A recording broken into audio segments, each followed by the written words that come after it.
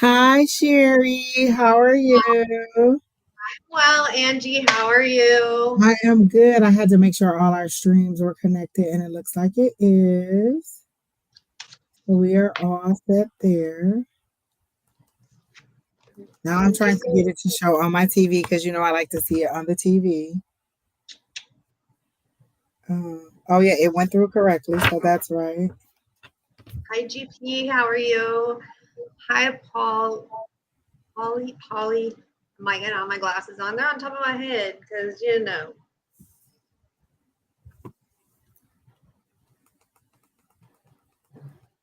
Hi, Karen.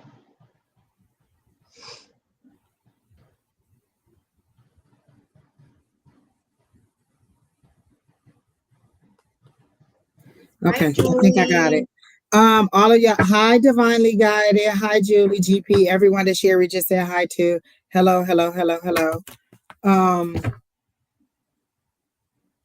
Kina is not here, so good luck getting on the list. Praise the Lord, Good people. luck. I don't know where Kina is or what she doing or how she managed to betray us in such a way. So I do not Girl, know where she is, but I am here. Okay. Wait, my chair is you all want to weirdy. No. pour Oh my me? God, not ginger chews. Lord help the child. All right, Paul, I got you added to the list. This one has cayenne pepper and lemon, and this is just lemon, but I take the orange ones too. Hold on, I have a call. Okay.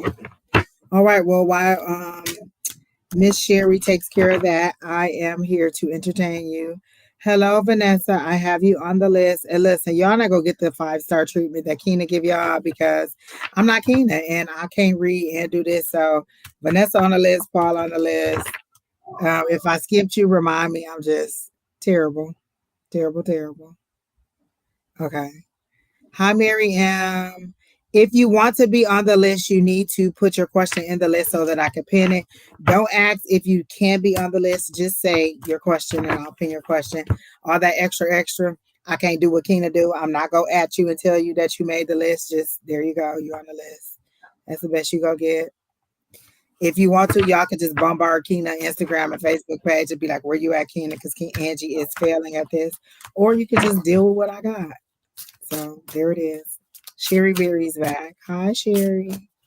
Oh, I Hi. told you about my new cards, right? So LMT from the list, she was out and about in California, and she found the tarot or mystical moments cards, and it's a classic Rider Waite, but it's different pictures, and I think that they are beautiful. Like this is the Magician.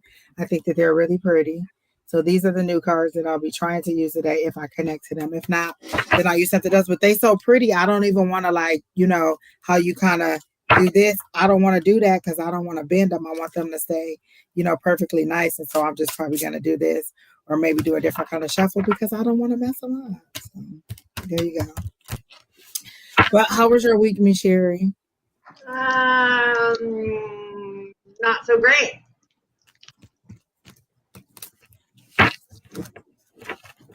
You look totally different. Like I feel like you like had like a whole rejuvenation to your face. Like it totally looks so bright. You know how like people get a chemical peel or they get a facial, it looks really bright and pretty. But you did say you just got the shower, so maybe it's just that misty face look. Oh yeah, and I saw on Wednesday you was trying to get out of giving me your hair. No,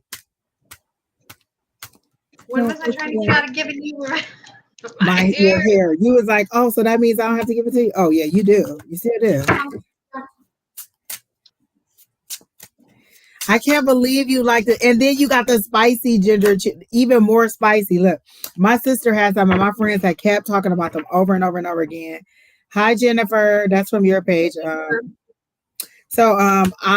tried one of them. It was so nasty and spicy. Like,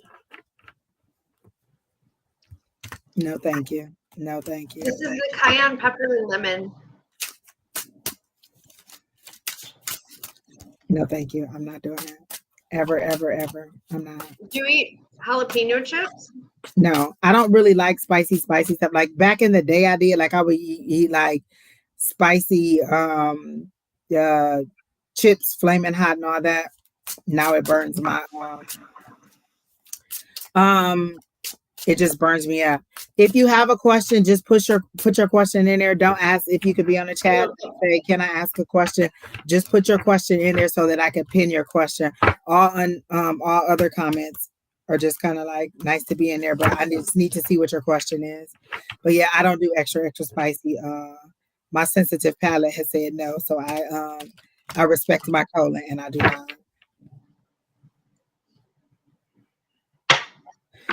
Do you have another question? Every single time you come in here, you ask about your answers and spirit guides and ancestors. They've told me all that they're going to tell you. So if you have another specific question, I will. But every question that I've ever read for you has been the same thing. Do you have an ancestors and spirit guide question? So do you have something I can do a general read for you, but every time I do the same one for you, and they're trying to get in contact with you. So they're not giving me much information. So if not, then I'll just do a general on you. But not another ancestors and spirit guides. So just whatever else you want to know. Divinely guided says she wants to add a general. Well, we can go ahead and get started because I don't know where Keena is. She abandoned us, y'all. All y'all who know Keena, y'all need to just be like Keena, get on the live and help these ladies out. But until then, we're gonna do these people that are in the chat and move it forward. I'm gonna try it with these cards and try it just psychically. The first person we have on the list is Paul. So Paul, your question you said, can I be added to the list? And then you asked for ancestors and angels. So I'm gonna do a past, present, future for you and see what you get. And I'm gonna do it with my new cards and see if I nope, they're telling me to do my other cards. So I'm gonna do it with these cards here.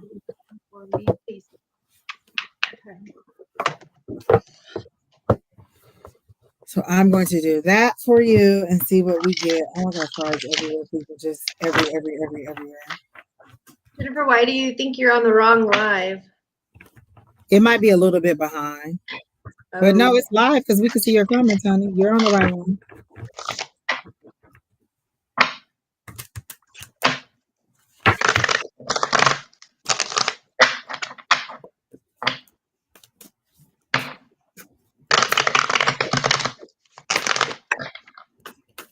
All right. So, all right. The first card came. Actually, I'm going to do a you, your path, and your There's purpose. my hero, my grown ass Hello, man. Louis. Hello, Carmela. Oh, Jennifer, you won't everybody there's 7 different platforms here, so we can see everybody else's comments. And since you're You know what we learned? You know what else we learned? Whoever is hosting the video on their YouTube, you can see all the comments. If it's the other person, like the guest, you can only see their comments. But if you're on the host YouTube, you can see all of them. So sorry. So if you subscribe to Angie, like right now you're paired with me, but if you subscribe to Angie, you can, like what Angie was saying, you can see all of her. And sometimes that's why people are on both. They'll be on yours and mine because on mine you can see all the comments. Because like when Don is doing the live, you can only see the comments on his live, on his screen, and then on the other on my side is just who's ever in my chat. All right. So, do you have anything for Paul? If you do, you can go ahead. Otherwise, I'm still getting his 3 cards together. So I actually pulled out my Rider Waite deck. Oh, my favorite. I usually use these, but I decided not to. So I did your path and your potential. And so for you, I got the Wheel of Fortune, but in reverse, and I do read reversals. So the Wheel of Fortune is everything is at your plate. Everything you can have it. You can have it all. It's all yours for the taking. But you also got the 4 of Pentacles, which is you're holding on to things too tightly and you're not allowing things to happen organically and naturally. Oh my God. Let me tell you exactly what you're saying because as you said that, I heard you're holding on too tight. But go ahead. Okay. And then I got the 8 of Wands reversed. Again, the 8 of Wands is actually like a pretty good card, but as it is in reverse, and I do reversals, again, it's like you're fighting for the things that you, instead of just, again, holding it in an organic space and allowing it to go naturally and the way it needs to go is what you need to be. You are holding on to things too tightly. Like this, you're just like, you're so scared to let anything go that you're not going to flip the switch. So this needs to be like this. And you need to like kind of relax and let things happen naturally. And I'm hoping that resonates with you. I don't know what the situation is. I'm hearing like it's a financial thing that you're trying to struggle for, and right now I think we all are. You're in a good space. You just need to let it happen. Hope that makes sense. Um, okay, so let me explain something because there was a couple questions. So Miss Jennifer, so we're on about 7 different platforms. We're on 2 YouTubes, 2 Facebooks. I'm also on Twitch and Twitter. So there's 7 different platforms. All of the questions feed into Restream. Restream is what we're broadcasting on. So all of the questions from every chat feels into one chat to us here live that we can see. But if you're not on my YouTube, you can only see the chat and you can only see what's being said on the one that you're on. So if you're on my YouTube, it'll show you all the comments coming in from Twitter, from Twitch, and from YouTube, and maybe Facebook too. So you'll see everything and it'll say Restream bot. But if you're on Sheri's, you can only see the chat that's coming through on her side. So so for us, it looks like there's about 15 people watching. On my side, it tells me how many people watching, but that's across all the platforms. So that's why you can only see your comments on hers. But if you go to mine, you can see all of them. And that's just something we discovered through trial and error, is that who's ever hosting the actual live, all the comments filter through their YouTube. For some reason, I don't know if that's just the way it is, but that's how it is. All right. Hi, Viv. How are you? I'm gonna turn my I got you pinned for your question. And then I think I got you pinned, yes. And then Paul, I am doing your past, present, future now. So I got your past. I thought I would be done by the time that Sheri Beery was done, but obviously I'm slow and I didn't get it done. But again, when I got into your energy, I heard, why are you holding on so tight? And they show a little boy sitting down with like his arms wrapped around his knees, and it's dark and it's desolate and there's no color and he's afraid. So everything is being destroyed around him. So I'm seeing a tower moment, like you're having a tower moment where everything is being destroyed and you're a little bit afraid and you don't know what to do and you don't know where to go, because all your foundation, everything, they're clear that your whole foundation and everything that you have is falling apart. So that's how they're showing it to me. And it's in black and white because there are changes that you could come. And then I couldn't even said it any better, because the death card is what's in your present. Your past was the hangman. Now your present is the death card, which is an ending, which is it's an ending, but it's also like drastic, unexpected upheaval, things that happen really fast that you weren't ready for. So drastic changes, big changes are coming through. Go ahead, Sheri. I got one more card to pull. I had a clarification. I asked for clarification, and I got the 4 of Cups. So like you're ignoring also the things that are coming to you. And so basically this ending is coming because you won't act. Like, it's like the way they make it seem is you just keep asking the same question again. It's like, Mom, can I borrow the car for the weekend? And she says yes. And then you come back again, Mom, can I borrow the car for the weekend? She says yes, but you never take the car. You never act on it. You keep asking her. She keeps saying yes, but you keep doing it. So eventually she's going to get upset with you and be like, hey, stop asking me, can you use the car if you're not going to use it? And so she's going to change her, her response. And so that's how spirit is. You keep asking, but when we give you the answer, you're not doing it. So your future energy is the 10 of Pentacles, which is good. That's culmination. That's all your material blessings coming to you. But it's because of your inaction that spirit is coming through and doing this on your own. Like the hangman, that's you feeling stuck, stagnant, not knowing what to do, not knowing where to go. And that's the vision that they showed me. A little boy sitting with the whole world falling around him, and then they give me the death card, which again is mostly in black and white. Most of the death scene is in black and white, and then the people around them are lit up. And so this is that ending. This is that upheaval. This is that transformation. Jack and Mac, just post your question. You don't have to ask, can you be added? The list is not closed. So just go ahead and post your question. And then the last thing is your 10 of Pentacles, where you everything you wanted. So things are coming in, but it's your inaction and your inability to move forward or to hear and do what your spirit guides are telling you to do is what's making you stay stuck and stagnant where you are. And so that's the information I got for you, Paul, and I hope that helps for you. Miriam Revelia, just ask your question to be added to the list, okay? Yes, you don't have to ask. Oh, there it is.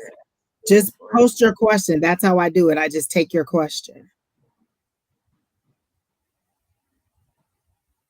The questions are being answered on here, Jennifer. I have you pinned. That's the way we do it. So you are the next person on the list. We have several people pinned. So as you come through for us, we answer your questions live. So we just did Paul, and the next person on the list is Vanessa. And then I don't even see a question from you. Did you ask the question, Miss Jennifer? Did she ask the question?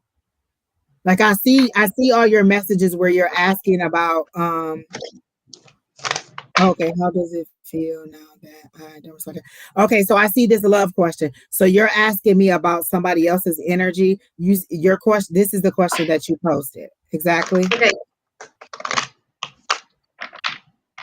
So I will give you a general love reading, but I won't tap into his energy because I only have permission to tap into your energy. That's like going through reading his diary. So if that party isn't there, I don't like to read it. Some people do, but I will go ahead and do it. Or I could do a 3-card spread where it's what you want from the relationship, what they want from the relationship, and where this relationship is going. So I'm not tapping into his energy. I'm just kind of reading the energy of the relationship. So I'll give you that, but I won't tap in and ask how he feels now that you don't respond. And if you're not responding, Spirit is saying, why does it matter if you're not responding? If you either want to be with this person or you don't, and literally this is Spirit saying this because I do not know you, Miss Jennifer. They're saying you're an adult. You shouldn't have to play these games where I'm not going to respond. I am going to respond. I'm going to see how he thinks. Like if you really want to talk to him, then you say what you have to say or you don't. This back and forth with, oh, he texts me and I'm not going to text back. Either you want to be with him or you don't. Either you're going to respond to him or you don't. And that's what Spirit is saying to me. Don't play the games in a relationship. We're both adults. Either you talk to me or you don't. If he's reaching out to you and you're not because you're playing whatever coy game or whatever control game with your hand, because they're showing it like a tug of war, like you're trying to get the control back in the relationship, and they're saying either you do it, either you're going to speak to him or you don't, because this is a senseless tug of war that you're putting them through that you don't need to do for whoever this person is. And so I'll do again while I'm pulling my cards, I'll let Sheri go and do your reading. Is this for Jennifer? Yes. Okay. I thought it was for somebody else. Nope, it's Jennifer. I didn't put it. She's the person that's on the thing. I'm sorry. Okay.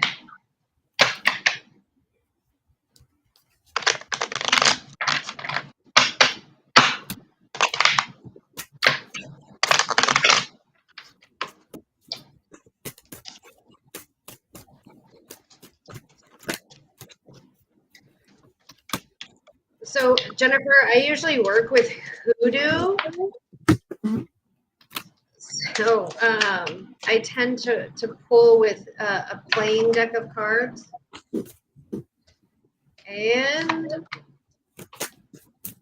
so you got the 7 of clubs, the 10 of diamonds, and the 3 of spades. So the 7 of clubs says you have doubts and worries are haunting your success.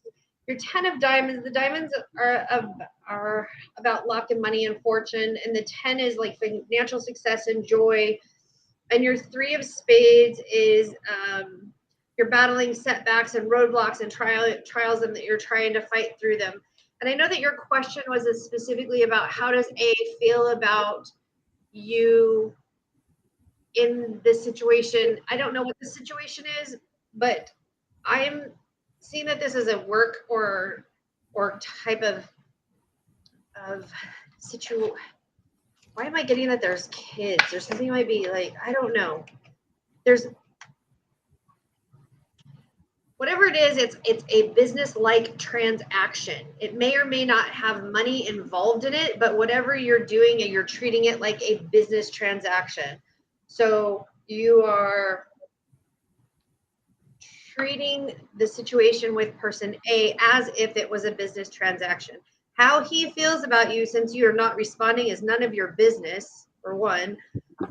If you want to know that, go ask him. Two, three, you need to make your own path. And I'm seeing that there is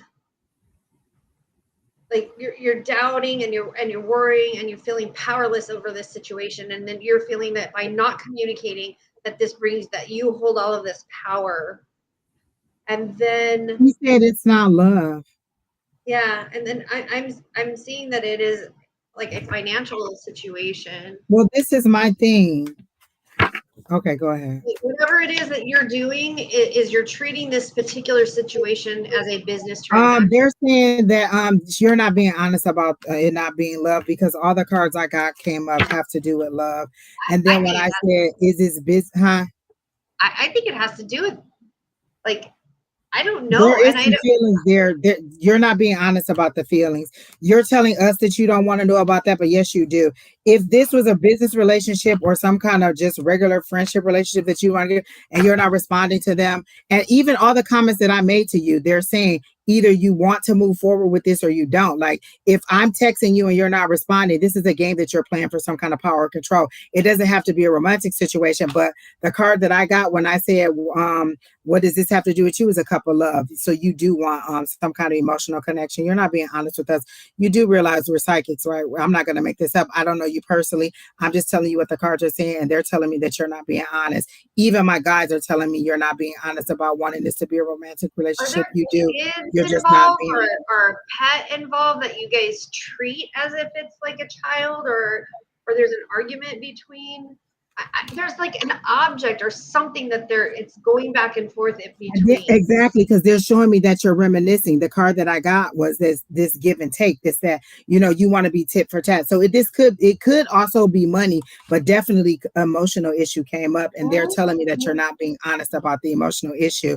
And so this, because I got what do you want from this relationship? And when I say relationship, the first thing people think is romantic. Any kind of relationship is a relationship. Me and Sheri have a relationship as friends, as readers, as interacting in the same community together. So that's our relationship. So out of this relationship, you're wanting that pure cup of love. This is the Ace of Cups. You want something new to come up. So if that's not what you're asking me, like if this is a business situation, you like the way that you asked this, you asked it in a romantic situation. And then I got this. This is that give and take. This is like you're either receiving or you're giving, and you're feeling like it's not balanced. And it could also be money. But again, that emotion came up. That's that cup of love. There's a big heart. Again, I don't know you personally. I'm just reading the cards and I'm just going by what my guys say. But they said you're not being honest. So then when I asked what is his intentions for this relationship, I got the six of swords. He just wants to go from the chaos to the calm. So obviously there's some conflict and there's some upheaval going on. He wants this to be over. So you could not necessarily over, but he wants to go from the arguing, the fuss and the fight, or whatever situation, whatever tensions you have, he wants to go from that to the calm, because the six again is from chaos to calm. And then the last thing, and then where is this relationship headed? I got you're waiting on your ships to come in. So you're either waiting on him to give you a romantic gesture, or you're waiting for some kind of gesture that has to do with like an offer, but there is something that you're waiting on because you're past the planning stage. And if you see she's up on the shore, she's waiting on those ships to come in. That's planning. That's, making a decision. That's moving forward with something. And then I got this, like, are you willing to work on the situation? Are you willing to work on the relationship? Because this is a Eight of Pentacles. And when I say relationship, if you're saying that it's not love, it can still be business, but are you willing to work on it and be an adult about it? Adults don't just decide I'm not going to respond to your text and then go and be like, well, I wonder how they feel about me not responding. What they want to know is, like, if you have something to say, just say it. Like if I've upset you in some way, kind of say it. Don't go and just be like, oh, I'm not gonna respond, and then but the whole time you got yourself in anxiety because you're wondering, well, what are they saying, or how are they saying, or what are they, whatever. And a lot of people will come on here and be like, oh, that's not what it is, I don't really care. Well, you cared enough to get on a live reading with psychics and ask them about a relationship. So you don't have to be honest with me, but at least be honest with yourself. And my guides are just telling me what they're telling me. And I don't know you personally. Again, I'm only telling you what they're saying, but they're saying that you're waiting on some kind of romantic gesture from this person, and you're not. And that's what the issue is. So you can go ahead. And then look what comes out, the Four of Wands. It don't even get no better than that. That's usually the marriage card, the 1111 card. Four of Wands, community, working together, commitment, reunions. It usually says like marriage, reunions, family reunions, gatherings, getting together. So that's what you want. These are the cards telling me. The cards ain't gonna lie to me. So that's what I got for you, Miss Jennifer. All right. So I hope that helps. Were you done, Miss Sheri? Yes, Okay. ma'am. All right. So who's our next person? Keena says she's coming. Her event ran over. So let me take him off. Whatever, And Keena. then Miss Vanessa, you're next. And so then I need to also add oh my God, Tara. Tara, can you put your question in there? It just says add, please. I can just do a general if that's what you want, but you didn't put a question. So we like for you to put your question so I'll know exactly what you want. Carmela wants to know if she'll get custody of her grandchild. Hello, Margaret.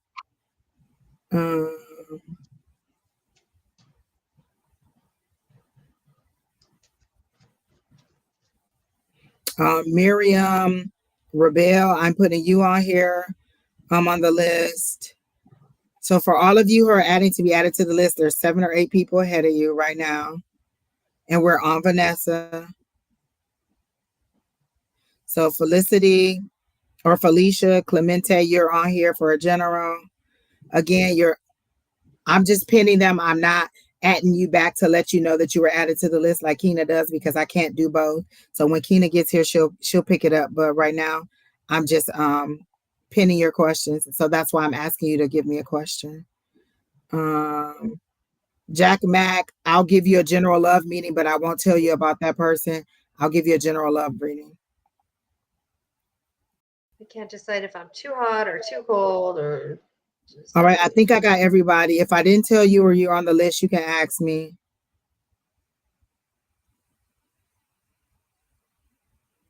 And Suzanne, I'm not sure who she is, but she says, is Paul in the banking industry? That looks rough.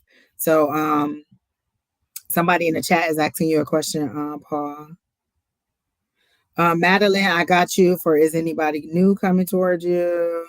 Jack Mack, I got you added. Viv, I don't see a question, so I don't think you want anything. All right, so I got everybody on there, and you can go ahead, Vanessa.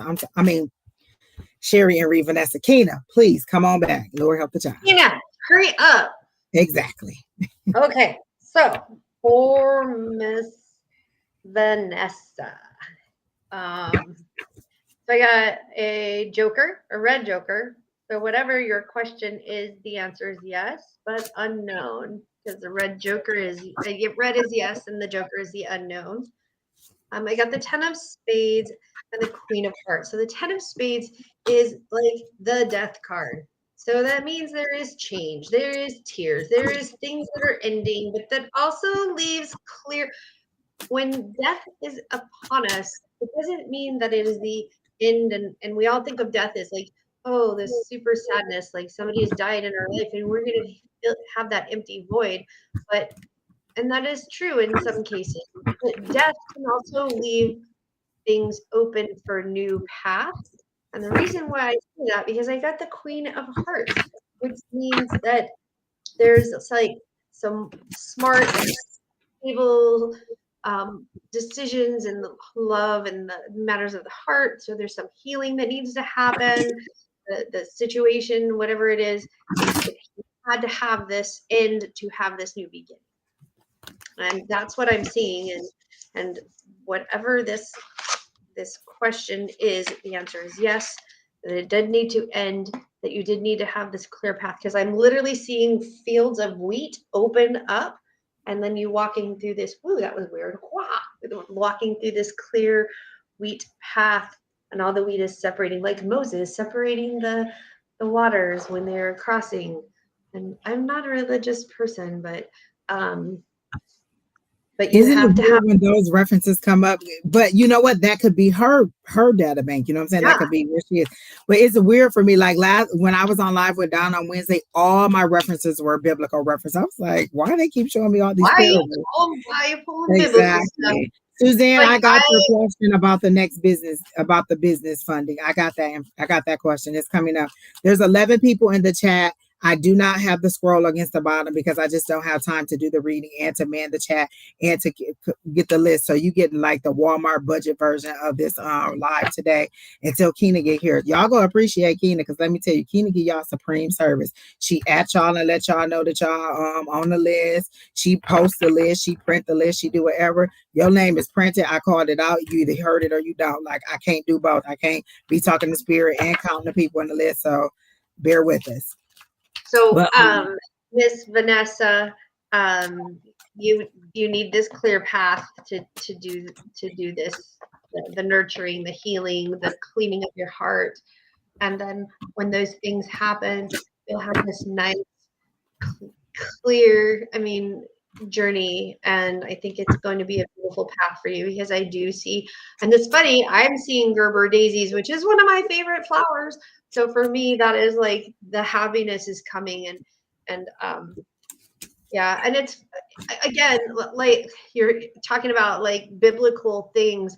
Do you guys remember when we had the lady that came on asking questions about her infant and in the cradle, and I had to get up and walk away because it like I saw overtook me and I had to leave and cry.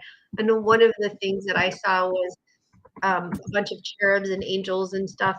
And remember, I'm pagan, and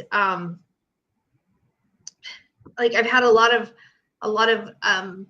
things happen in the last week where a lot of symbolism has come to me through the angel Azrael, and Azrael is the angel of death and the keeper of souls. And so it's kind of quite interesting that here we are like talking about Moses. So I just thought it was like something. And why did I even bring it up? I have no idea. okay, Miss Vanessa, I got something for you. I just need to respond to this one person. You know what, Curly Girl, just post your question. No, you're not too late. I didn't want to interrupt while Sheri was talking, but no, you're not too late. Go ahead and post your question. So while Sheri Beery was reading, you were saying she needed to clear her path. She needed to make a choice or decision. Exactly. That is so true because the first thing that I heard when I got into her energy was, what are you waiting for? When are you going to make the decision? The offer is good to the end of the month. So I feel like you got a job offer or some kind of offer for some kind of partnership because the first card that came up was the Three of Pentacles, which is that partnership. That's either that apprenticeship, you're learning from somebody, or you're teaching somebody, or you're getting plans from somebody, you're getting information from somebody. So that's that partnership, that's that teamwork, that's that working together. If you notice here, there's somebody modeling, there's somebody drawing, and then there's somebody teaching. So it's a partnership. Everybody knows their role and everybody's doing what they're doing. So immediately I got, what are you waiting for? The offer is good to the end of the month. Then I got the Six of Wands, which is victory. I got it in the reverse. I don't read reversals unless spirit tells me to. And they're saying that your victory, because the Six of Wands is a victory, is delayed, which is why it's in the, this way, because you won't make a decision. But you've been hurt by others in the past, and so you're like, this has been a long process. Either this application process or this journey or whatever it is has been a long process, and they're saying you're almost at the end. You're at the 9. Be resilient. Don't let go. I know you feel like you've been beat down. You've been broken. You've been, going through so much with this situation, and it feels financial because they're showing me money. So it feels like you've really been, hoping and wishing and praying that things will get better. And they're saying, don't let go. Just hold on. You're almost at the end. Resilience. When the 9 of Wands comes up, it's hold on. You're at a 9. Don't give up. The 10 is the next thing. You're about to be at the end. So let it go. So then the other thing I got, so then I asked for like the final outcome, and I got that somebody's coming to give you information. A page is somebody who comes in. This is where that, you like to get the creative inspiration. You get the information that you need. This is something about either business or finances or some kind of earthly, thing, because these are wands, and wands are creativity, passion, fast acting, information coming in to help you to move to the next level.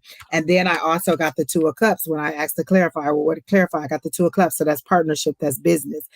In this sense, I'm not getting it in romance. I'm getting it in a business opportunity, like take the opportunity. But they said be prepared to work hard because you got the Eight of Pentacles. So that means be prepared to put in your work. Like the partnership is coming, be prepared to make it. And so the information is coming. But again, the first card I heard with this was, what are you waiting for? When are you going to make it? Because the offer is only good to the end of the month, and there's only 2 more weeks in this month. So go ahead and make your decision, Miss Vanessa. I hope that helped you, and I hope that helps you to go ahead and make your decision to go ahead and move forward. So we're done with Vanessa. Tara, did you ever post your question? I think I saw the comment, add me, but I didn't see the question, and I want to make sure I didn't miss it. And that you're on the list, because I don't see you on the list, but I remember you being up in there early and I just was waiting on your question. So while I'm waiting on your question, I'll take the next person. And Miss Kitty Cat, yes, you can be added. You don't have to be asked to be added. Just post your question. Oh, you said general, so we'll go ahead and do you now because I remember you were in there and I never had your question. So Tara wants a general. And then Miss Kitty Cat, just post your question. Again, everybody just post your question and we'll get to you at that time. And can I say that I still love my cards, Modern Witch Tarot? Like they are the best. They are the ones that's speaking to me now. Like it's kind of like the Light Seers Tarot and the Classic Rider Waite mixed together. And it's so much energy and I love it. Okay. That was my son. Don't he sound like a grown man? Not a grown-ass man. Just a grown man. Miriam, I had your question as general. Speaking of grown-ass man, he called me today and he's like, oh, Spirit told me to call you. And I said, what? I'm a grown-ass woman. Oh, now you sending messages for Spirit? What? Wait, what? Wait, what? I know. Lewis. Okay, so Miss Tara wants a general. Wow, damn, I couldn't even get it done, and the Sun card came out. So the Sun card immediately, as soon as I said Tara wants a general, I got achievement, recognition, getting your just desserts, freedom, like you're breaking out. And the way they show it to me, Tara, is that like you're just pushing out the walls, and you're like, I need freedom. I need to go. Like you feel like you've been restricted, and you're finally ready to get that freedom. And so that's what the Sun card represents. Like the Sun is, some say it's the best card in the deck as far as getting a good reading. I don't think it's the best, but it is one of the best because it shows, what I'm saying, the sun is shining on you, you're moving in the right direction. That's success, that's achievement, that's recognition, that's freedom, that's all the things that most of us are going. And they're showing you just kind of tearing your way through and trying to get out of whatever situation you're going through. And then I got the King of Wands. And the king to me is somebody who has good business sense. They're good with money. They can amass money. They make good business decisions. So whatever decision, and I'm hearing this right now, whatever decision you're thinking to make, it's a good decision. And they keep showing me California. I swear I've read for you so many times. And every time I keep getting California, like that offer is coming. And sometimes my visions are very, very far ahead. And so it could be a year ahead. But I remember reading you last year and getting that California connection, and I'm getting it again. And they're saying it's good business sense for you to go ahead and make that move. And it'll be more money. Like they're showing me dollar signs dropping. And so you can go ahead, Sheri Beery, if you got anything. I'm going to continue to try to get some more information. I literally heard you can have a road that's paved with gold or a road that's paved with mold.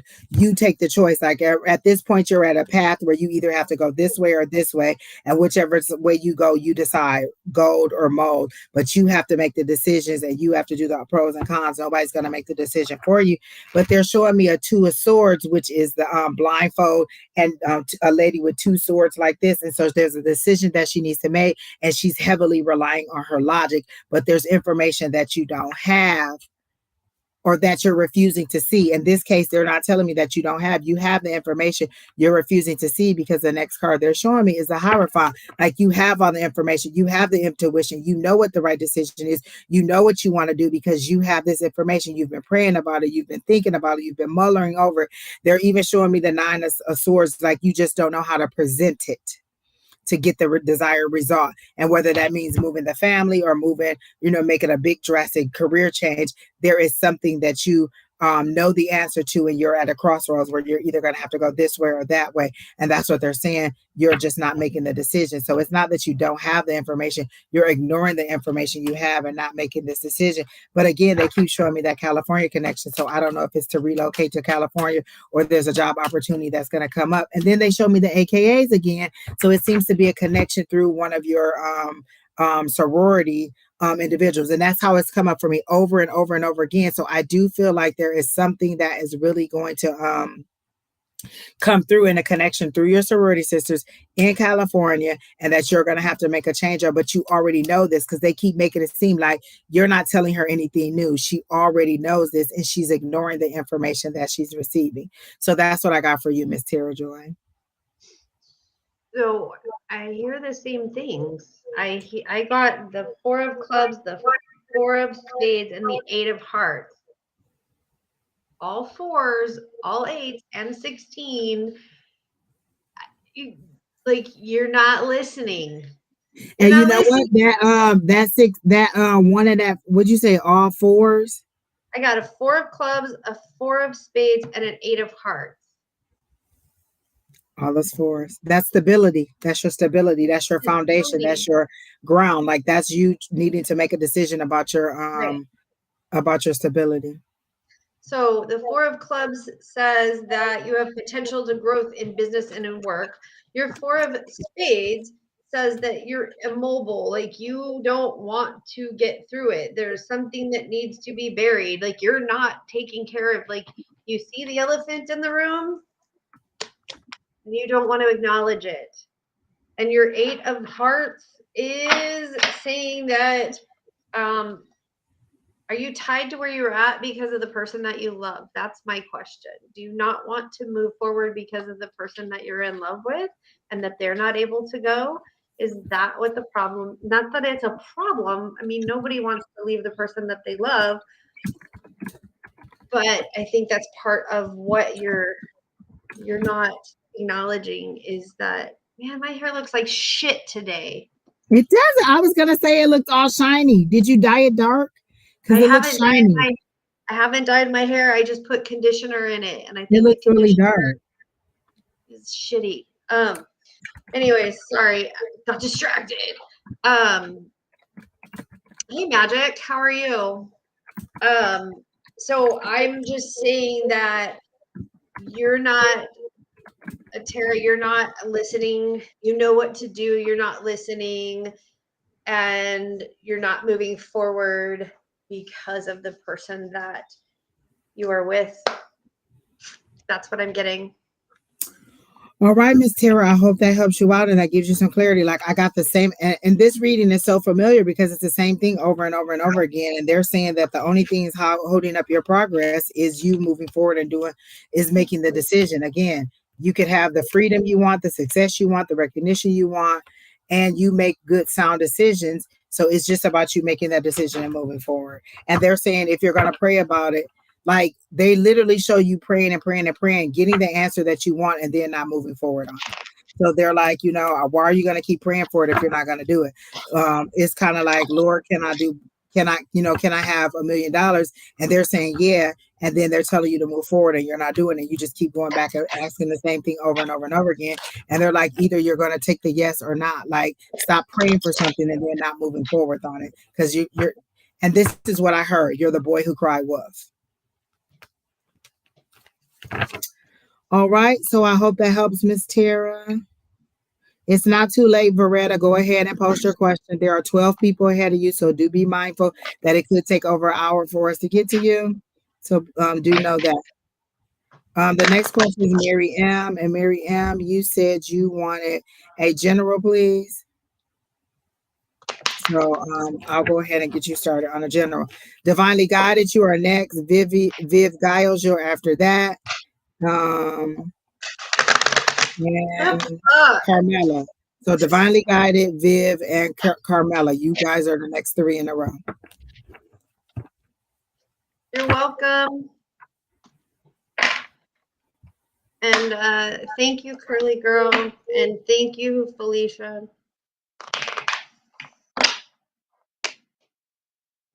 All I know is that when I die, Angie will scalp me and take it.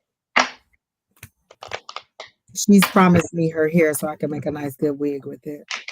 Look how that on me, just a nice long 24-inch, 40. That could be like 30 inches. What? I said that could be like 30 inch. Wait, am I muted? No, I'm not muted. Oh, No, I I said, thought my can't y'all see neighbors. me with that long hair? I think my neighbors are doing things that neighbors should be doing upstairs. Yes, Miss Kitty Cat. So did you post a question? So I have you pinned. So you are you're the last person on the list right now, and I have about 10 people on the list. So there's 10 people ahead of you, and you're the last person on the list right now. Keena says she's heading home fast.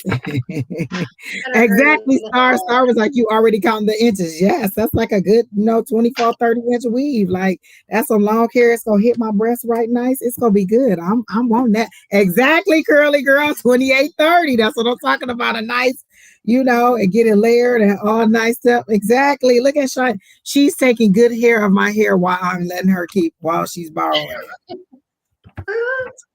You're okay, Miss Kitty Cat. That's okay. Not everybody knows, and I know that everybody does their lives different. So thank you for being patient, and thank you for asking. That's the only way you find out. Miriam Rebel, we have your question. You don't have to post it again. I do have your question. You're not up on the list. I think there's like 5 people ahead of you. So you are coming. Just wait until we get there, but you don't have to post your question again. I do already have it. Okay. Oh.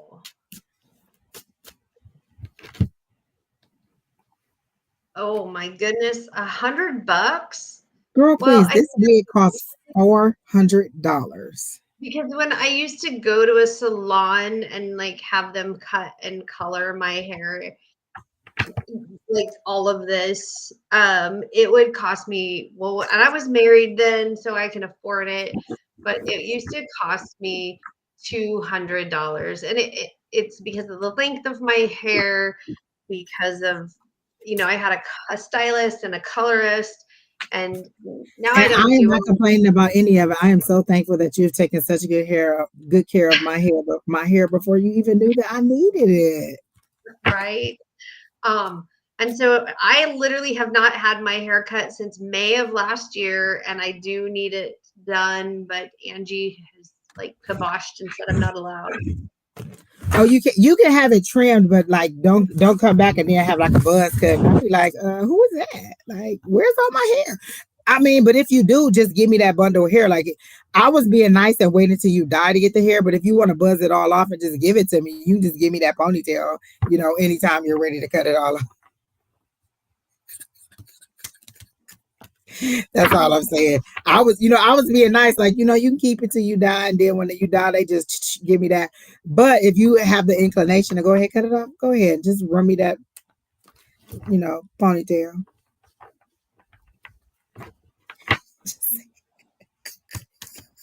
All right.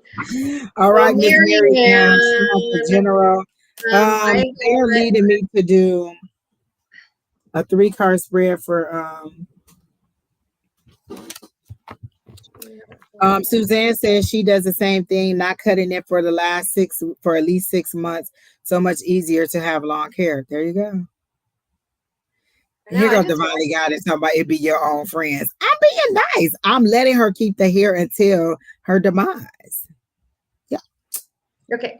So Marianne, I got your 3 of diamonds, the 10 of spades. I'm sorry, the 10 of clubs, and the 6 of diamonds. So your 3 of diamonds says it's gifts and luck, and it's growth and it's potential. And then we have your 10 of clubs, which is an abundance and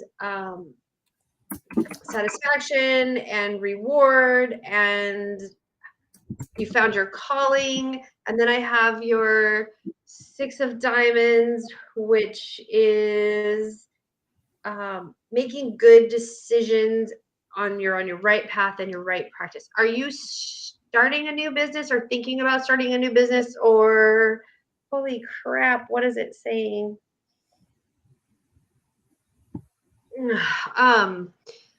Like there's something that you wanted to do, but it's good for you. This is like the right thing for you to do right now. Like it's go time. It's time to do it. It's time. That all of the hard work that you've done is going to pay off, and things are going to fall into place.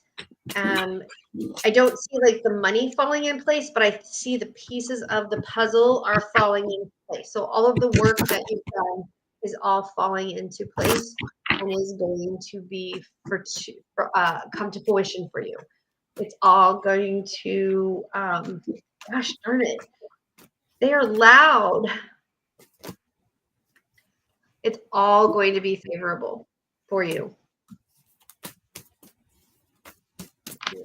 So I'm doing a 3-card spread. I'm doing your current situation, your obstacle, and your advice because they were telling me this is more situation based. So, but I ironically keep hearing "Love Don't Live Here Anymore." Does Minnie Rippleton or somebody say it's "Love Don't Live Here Anymore"? Just that exactly. So that's what I'm hearing. Is "Love Don't Live Here Anymore." That's so your current situation, your obstacle, and the advice from Spirit. So let me get one more card as advice from Spirit, then I'll go through. Got it. Okay. Well, your breakthrough is coming. So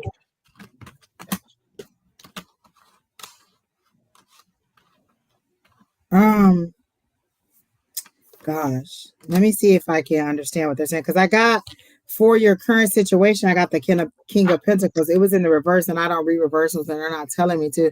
But the King of Pentacles is a person, you know what I'm saying? He's sitting on his throne, surround, his kingdom is in the background. He's amassed all this money. He's very good at, he's received his blessings. You see those little goat things at the top. So he's the greatest at what he does. He is a business mindset. He's a leader. He has all those characteristics of being somebody powerful. So that's your current situation. You have all the leadership skills. You have all the ability to be whatever it is that you want. Your obstacle is that you don't see yourself that way. The Empress came up in reverse, and they're saying that this one is true. You don't see yourself as this or as this. The Empress is a very powerful person. Since she knows her sensuality, she knows her sexuality, she knows her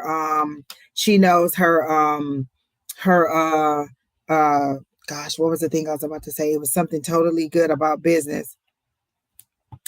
Sheri Beery is going to get some tea, so you're just stuck with me until Keena gets back and Sheri Beery gets back.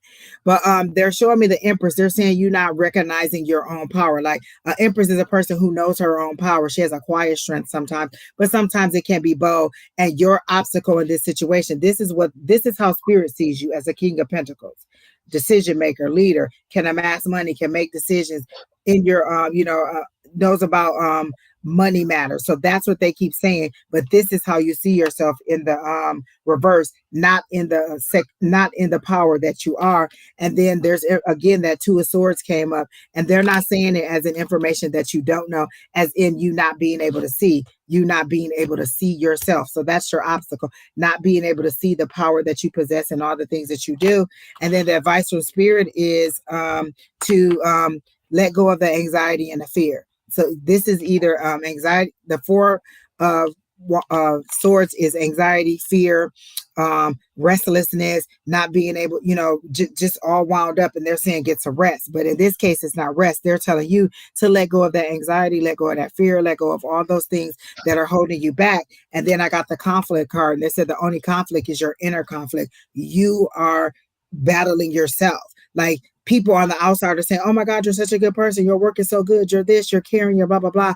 And all you hear is that same old thing, that same old record playing over your life any over and over again, and they're just playing "Love Don't Live Here Anymore" over and over and over and over again, because obviously whatever sent you into this tailspin must have had something to do with a relationship that fell apart. And I don't know if that's like a romantic relationship or a business relationship, but it sent you into a tailspin. And so you are thinking negative of yourself. And so they're showing me the devil card too, which is pessimism, addiction.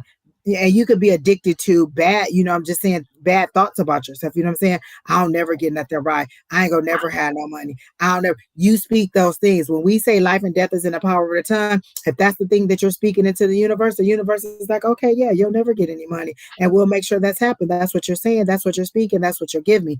We latch on to that, to this Yeah.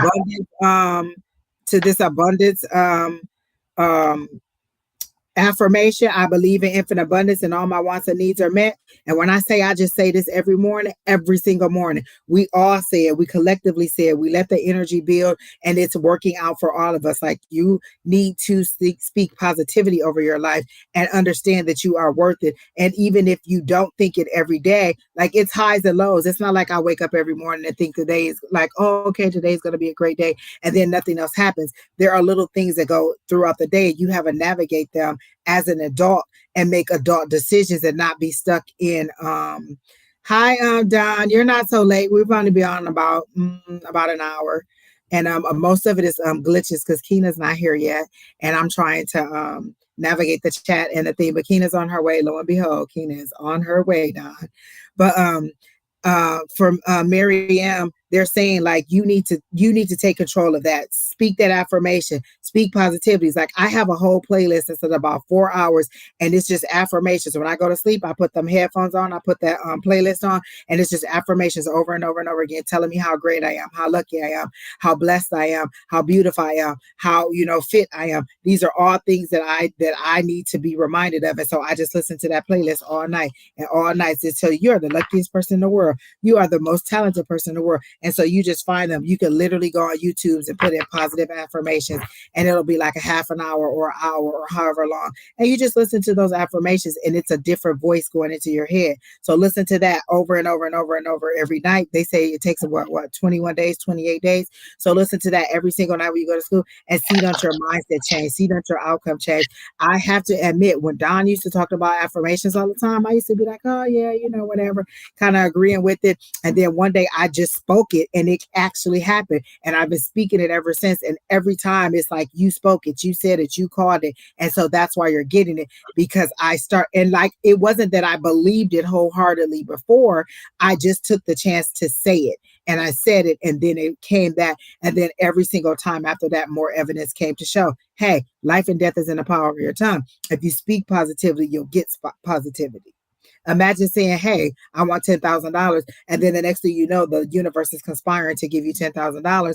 And out of nowhere, you get $10,000. And you're like, well, dang, I didn't even know that. And it came. So you have to speak that positivity into your life. When we talk about affirmations, we are not playing. We are living them. And I will tell you one that I wasn't necessarily skeptical, but I wasn't always giving them the power and conviction that they needed. And then one day I just tried it, and I said it, and I believed it, and I got the money that I needed. So there you go. All right, Mary M, I hope that helps you, and that gives you some kind of forward move, some kind of decision to move forward. So divinely guided, you are next. Our friend all the way across the pond, Miss Divinely Guided. So she says she wants a general, and then you can go ahead while I shuffle the cards, Miss Sheri Beery. Carmela, you're next. So if you're here, you're next.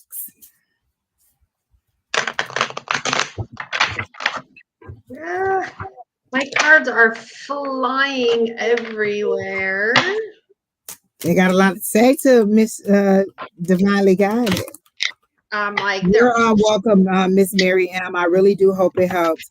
And I like that green heart chakra, because you know what? The whole time I was feeling that little twinge there. So that must be what it is. Sending you all this light and bring love it. and positive energy. Put some green hearts in there for Mary M if you're still on there. Just sending her some love and some energy.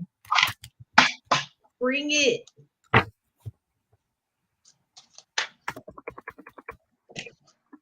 Bring it. Image solutions. If you want to read and go ahead and just put your questions in there. If you just want, if you you could just do a general, or you could put a specific question in there. So just go ahead Catch and me post your outside. question. There's 9 people ahead of you. Image solutions. Catch me outside. Bring it. Bring it. Okay. It says you need to go outside. Yeah. Okay. I have the 7 of clubs, the 6 of diamonds, and the 10 of clubs.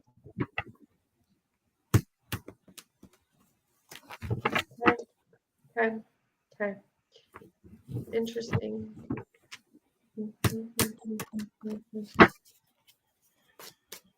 Okay. So the 7 of clubs tells me you have doubts. That you have doubts and worries. The 6 of diamonds, it says the things that you're on the right path. And the 10 of clubs tells me that there's an abundance, that you will be rewarded, and that you are on your right calling. Stop doubting yourself. You made some really big decisions, and now you're stuck in this doubt. You're stuck in this, was this the right decision? Did I really, why did I do, am I doing this? What did I do this? But you need to stop doing that, because you're on the right path, and it is where you're supposed to divinely be. And then you are going to be receiving this is the 10 of wands, really. So you are going to be receiving those abundances, those gifts, those things, and like all of this self-doubt, it just needs to go out the window, which is easier said than done, because we all have that shadow, like that we have inside that we need to work on, or our self-doubts. I mean, like I have self-doubts all the time. Heck, I was just fussing about my hair, like, oh my god, my hair looks like shit on camera. But really, you have to let those go, because you are an amazing person, and this tells me right here that you are where you are needing to be, and it is hard not to doubt yourself. With that, I'm going to pull an oracle card. Oh my gosh, I thought the same thing. I'm doing her cards and I said, let me get a moonology card. And it says expansion. It's my hemp card, and it says expansion. So I love hemp. I mean, I don't do THC, but I have a hemp backpack. I love hemp. Hemp is like a great thing. There's so many things that you can do with hemp: paper, clothes, or ointments. Like hemp is such an amazing thing. And so what this is saying is, to me, what this says is level up, bless up. You are going to be expanding in different areas that you have self-doubt in.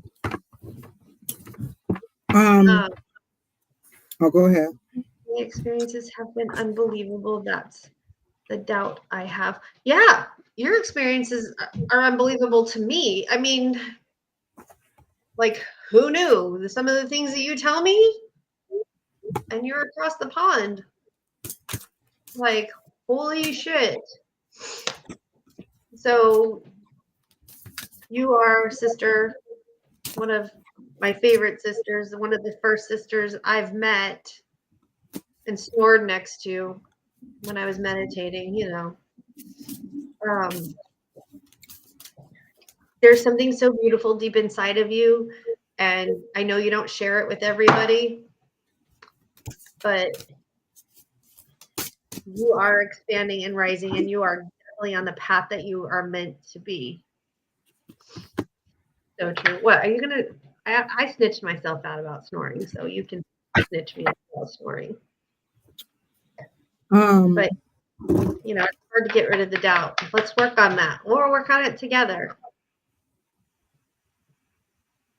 I'm done. Okay, I love no you too. problem. Vivian Giles, you are next. I called three of your names in a row. I said Divinely Guided, Vivian, and Carmela. So we're doing Divinely Guided. Viv, you're next. For image solutions, I make it a practice, and this is my own personal practice. When you ask about another person's feelings in a relationship, I don't tell you. I can give you a general reading on your own feelings, but I'm not going to tap into their energy because they haven't given me permission. They may not want their energy tapped into. They may not want me to reveal to you how they feel. So I can give you a general love reading about your situation. And then if any past or present situations come up, I can give you that information, but I'm not specifically going to ask about it because I just don't think that it's fair to tap into somebody's energy like that. Could you imagine one of them coming to me asking about your inner thoughts? And so that's again what I'm doing. I'm reading your inner thoughts, I'm reading your energy, and they haven't given me permission to do that. So I can give you a general love reading regarding your romantic future, but I cannot tell you about the information about somebody else because they did not give me permission. And that's just my own personal preference. Not everybody's like that.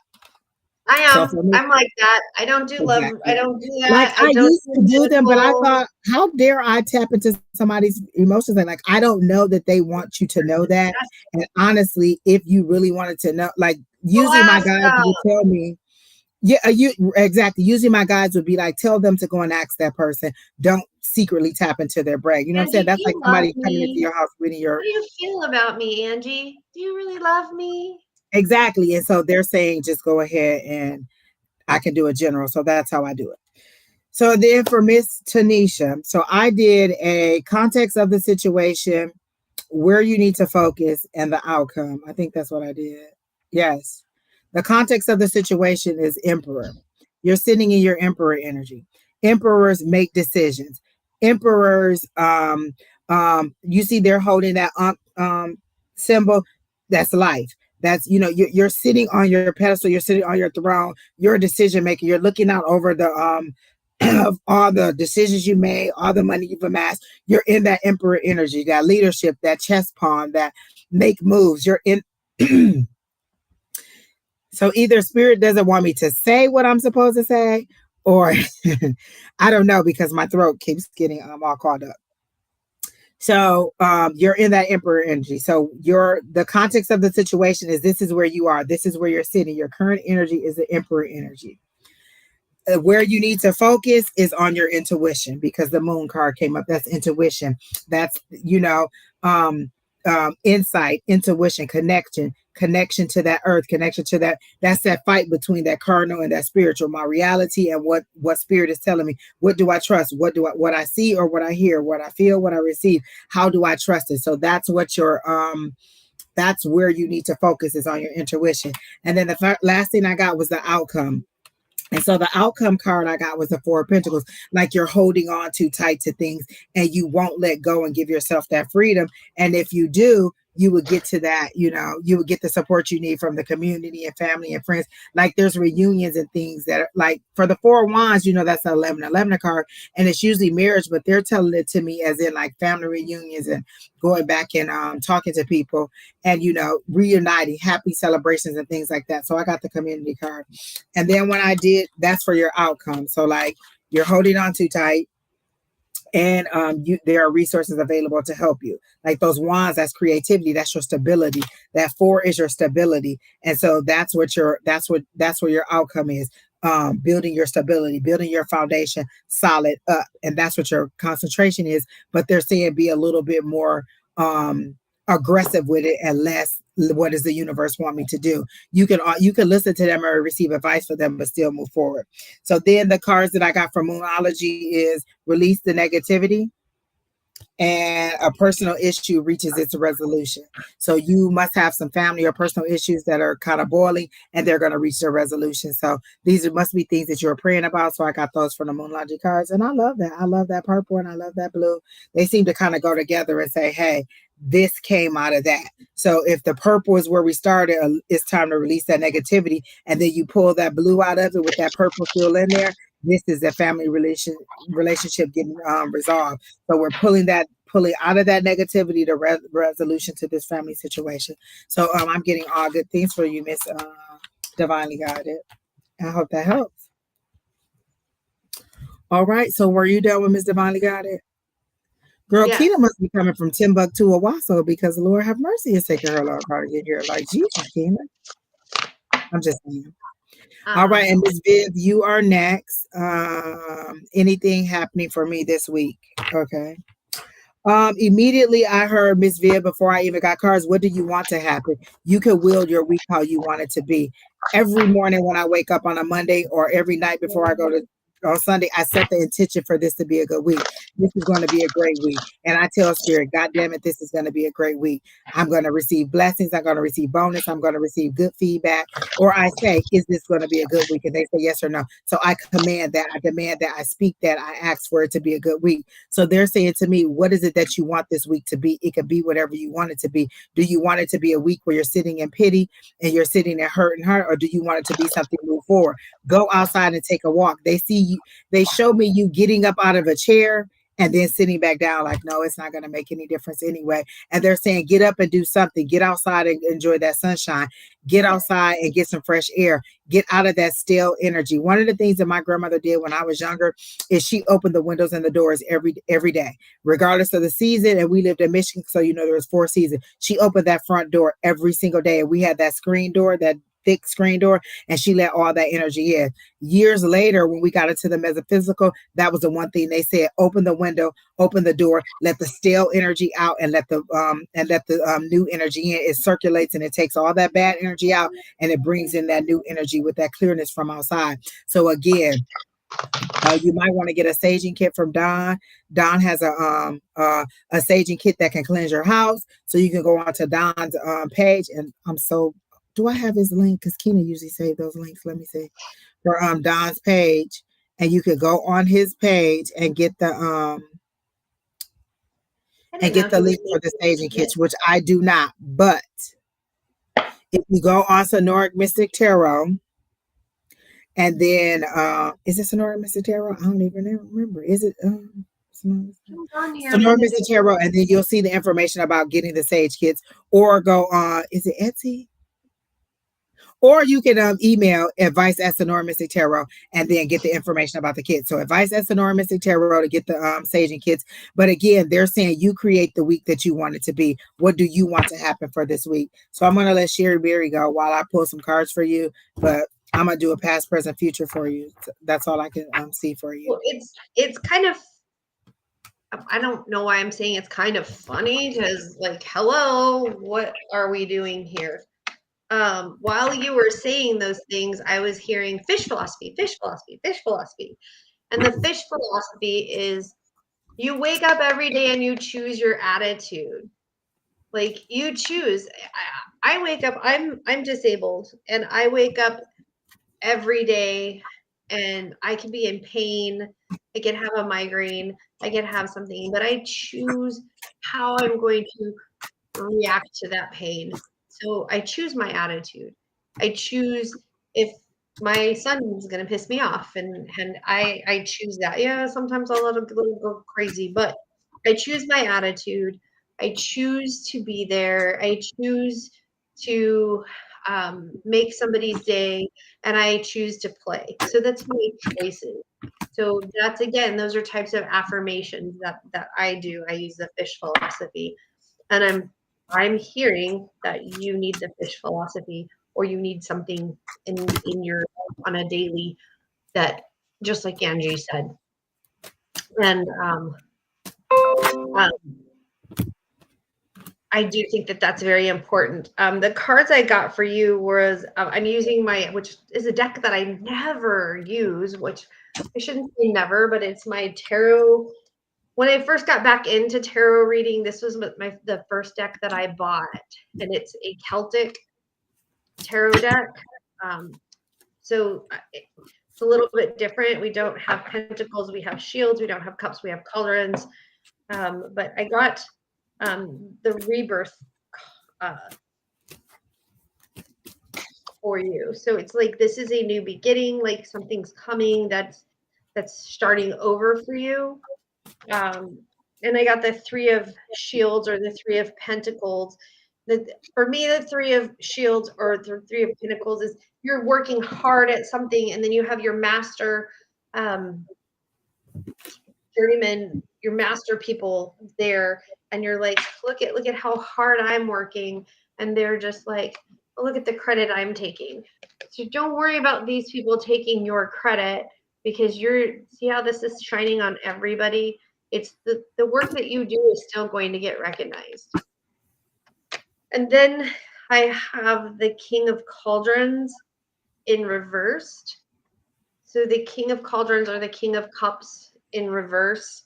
So here's this beautiful king. And sorry, these cards are very graphic, so I'm gonna cover this up. Do he got big hands? He's got big hands, Angie. Oh, praise the Lord with the big hands. He's got big hands, big feet. So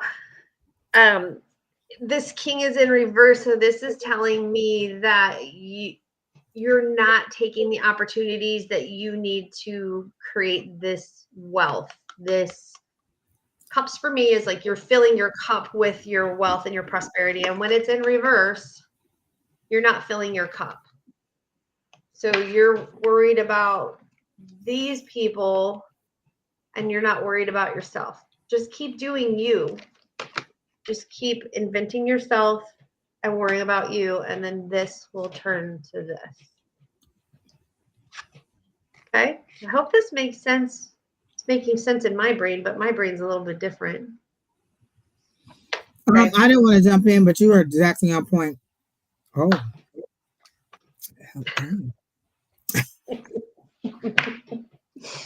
Told you these cards are very graphic. That's why I really don't use them. That's a King of Cups? Yeah. Well, praise the Lord for the King of Cups, baby. I'm scared to see the King of Wands because wow.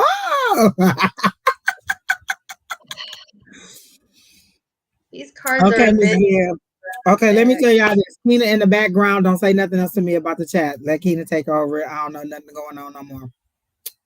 Oh my.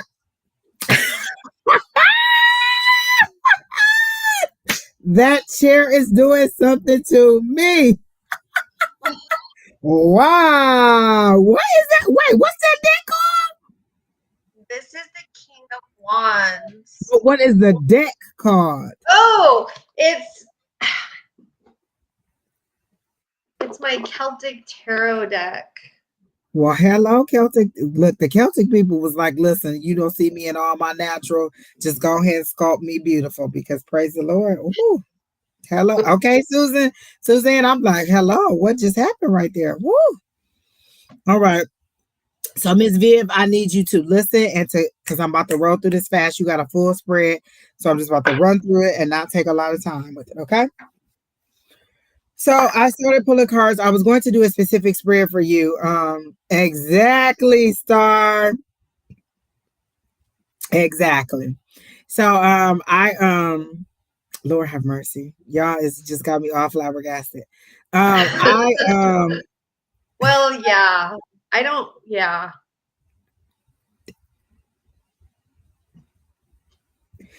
You know what? I'll take one for the team on that one.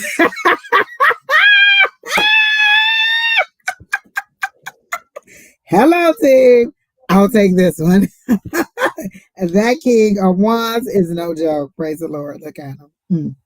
Yeah. Okay. Celtic. I'm gonna have to look them cards up. Celtic Cross. Put that down on my list. Praise the Lord. Okay. So I was going to do a specific spread for you, Ms. Yes, we are, Keena, because we only have a few.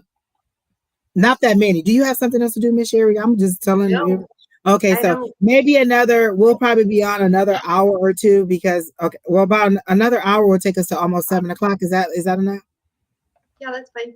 Okay, so we'll be on here till 7, so that's about another hour and 15 minutes, guys. So Keena, if it looks like we can't get through those 9, then that's fine. Or if you don't have any more questions. Keena is back, so post your questions and Keena can get you. So Miss Viv, so I was going to do a specific spread for you. Your cards just started popping out and they started talking to me. So the one thing that they said was you're still reminiscing on past hurts, past failures, past everything. They showed me you sitting alone because they showed me the Hermit card. You're sitting alone and you are just ruminating over the things that went wrong. Like I did this and it didn't turn out right. I did that and it didn't turn out right. They're saying get out of that reminiscing. You're reminiscing, but in the wrong way. You're not thinking on things, or you're thinking about a past relationship that's gone because it's the cups. And when you get the six of cups, it's you thinking back. It's you thinking back, looking back, pulling back. You're looking in the past. You can't change anything about that. Moving forward, you can make those changes. And so they're telling me, get out of that hermit mode, get out of that woe is me, get out of that just sitting in the chair, not doing anything. Because literally, remember the first vision that I saw was you getting ready to get up and then deciding, no, I'm not going to do it, and not getting up.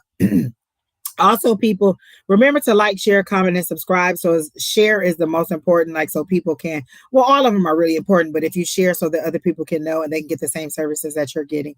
So again, like, share, comment, and subscribe. But back to you, Miss Viv, I'm sorry. So I'm getting this 6 that you're reminiscing, and you're reminiscing in a dark way. And then this is that hermit card saying that you're sitting in your past and you're sitting in that hermit mode, and you're saying that you're learning the lesson. Like, I think I get it. I know that like if I said what's a squared plus what's what is it, y equals x squared plus b, is that what y equals x squared plus b, you know what I'm saying, the one of the equations that you would get in algebra. I can say I know what it means, I can fill the numbers in and get the answer, but I may not understand exactly what it is. So you can say that you're learning from your lessons, but are you truly learning and taking them to heart? So what they're saying is you're sitting alone in this quiet time, and you're sitting alone ruminating over these past hurts and failures, but are you learning the lesson? Are you getting what the purpose of it was?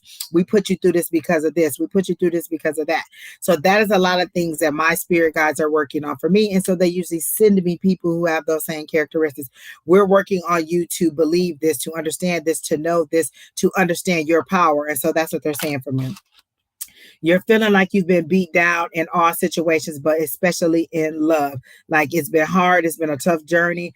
You're tired, you're worn, you're weary, and you want to give up, but they're saying don't. Then I got the 7 of Wands, which is the stand your ground card. And they said you don't even have a ground to stand on because you don't have anything that is your footing, that is your foundation, that is your how you want to move ahead. So they're telling you to stand your ground, but they're like, what is your ground? What are you standing for? What do you represent? What is it that you want? If they tell me to stand my ground, I know that means continue to want to help people and to heal people. That is the ground. That is the purpose that I want with these readings, to heal people, to help them move forward. So stand my ground means stand strong, stand against the opposition, and continue to help people and heal people. So what are your values? What is it that you want to stand on? Do you have something that the universe knows that they can work with you to move you forward toward? Then I got the Lovers and the broken heart. You're still reeling over a broken heart, because I thought, oh, it's a decision. Then the heartbreak card came out. You're still in that energy of that relationship that is gone, that is over, has been gone. They're telling me 3 years, or they're showing me 36. So is this relationship, was this a 3-year relationship? Has it been over 3 years, or what is the 36? They're showing me 36, and then they're showing me 3 years. So I'm assuming this relationship was 3 years and now it's over. It's been 3 years since the breakup, or whatever it is. It has to do with the 36 and the ending of the relationship.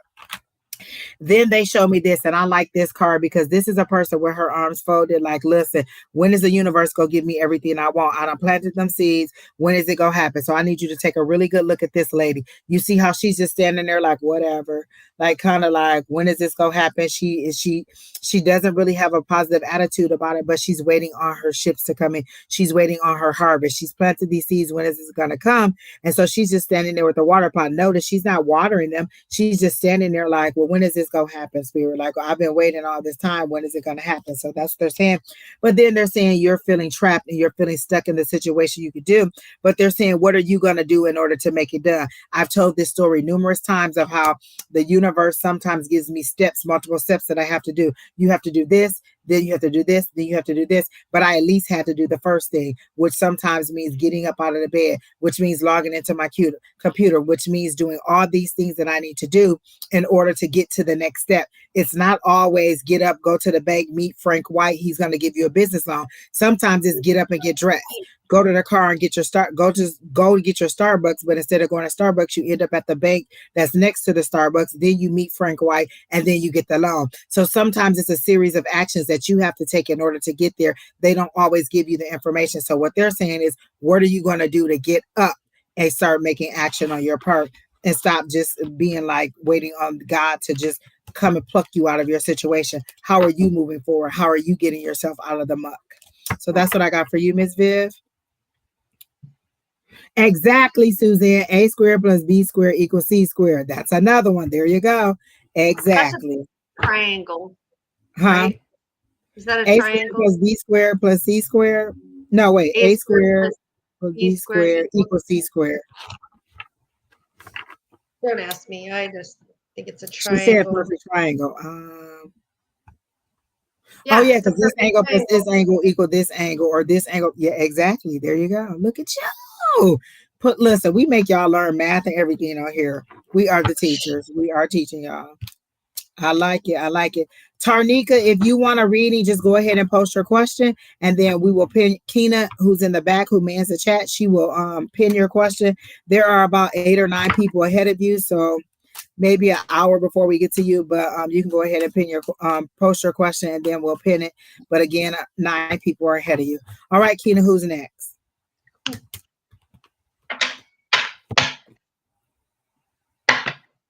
Well, I'm so hungry, and I made tacos. And when I get off of here, I'm going to like fry my shells and cut up my lettuce and eat some tacos. Sounds good. I am I know where you starving. live. I am starving. I am too. I've had ginger All right. chews. So, Carmela, will I get full custody of my grandchildren? I'll just go ahead and do a pendulum on that. Jesus. Carmela, are you still here, honey bunny? You're welcome, Miss Vivian. I hope that helps you. I hope that helps you move forward. And Spirit wanted me to say this. We're not chastising you. We're not being mean to you. We're not being hard on you. No. We want you to see the power that you possess and how you can move this situation forward without waiting on them. Spirit says you're not waiting on us. We're waiting on you to fall into your purpose. So that's also what I got for you, Miss Viv. But back to Miss Carmela. Are you still here?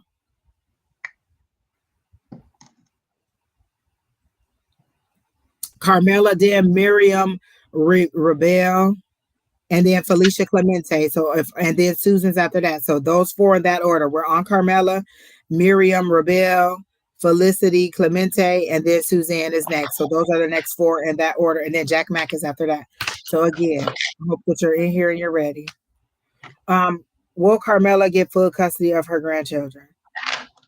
That's a yes. It started moving immediately for me. That's a circle. So I got a yes. Is it 4 grandchildren or something like that? Because they're showing me 4 little pillars, and they're saying, "Are you ready for everything that has to do with getting custody of your like? Are you ready to take on that responsibility?" But I got a yes when I asked.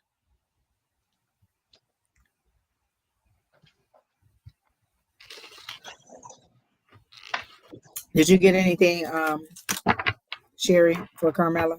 Will she get full custody of her grandchildren?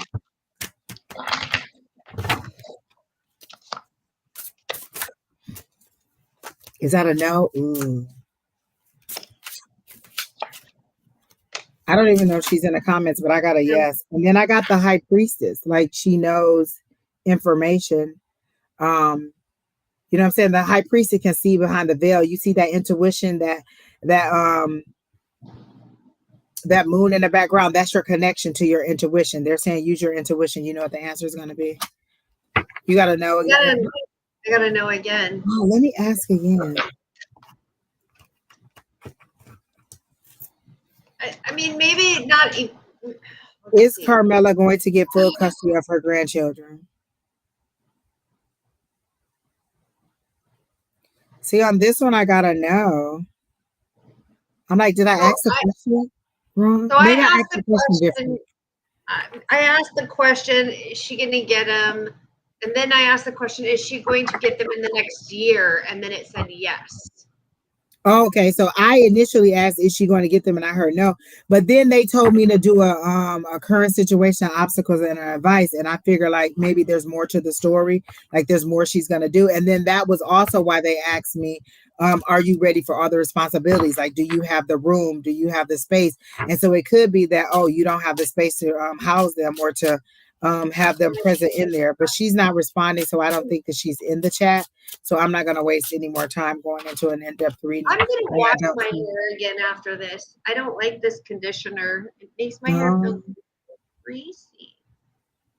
It looks really shiny though. That's good. All right, Keena, who's next? Kina, did you see my new cards?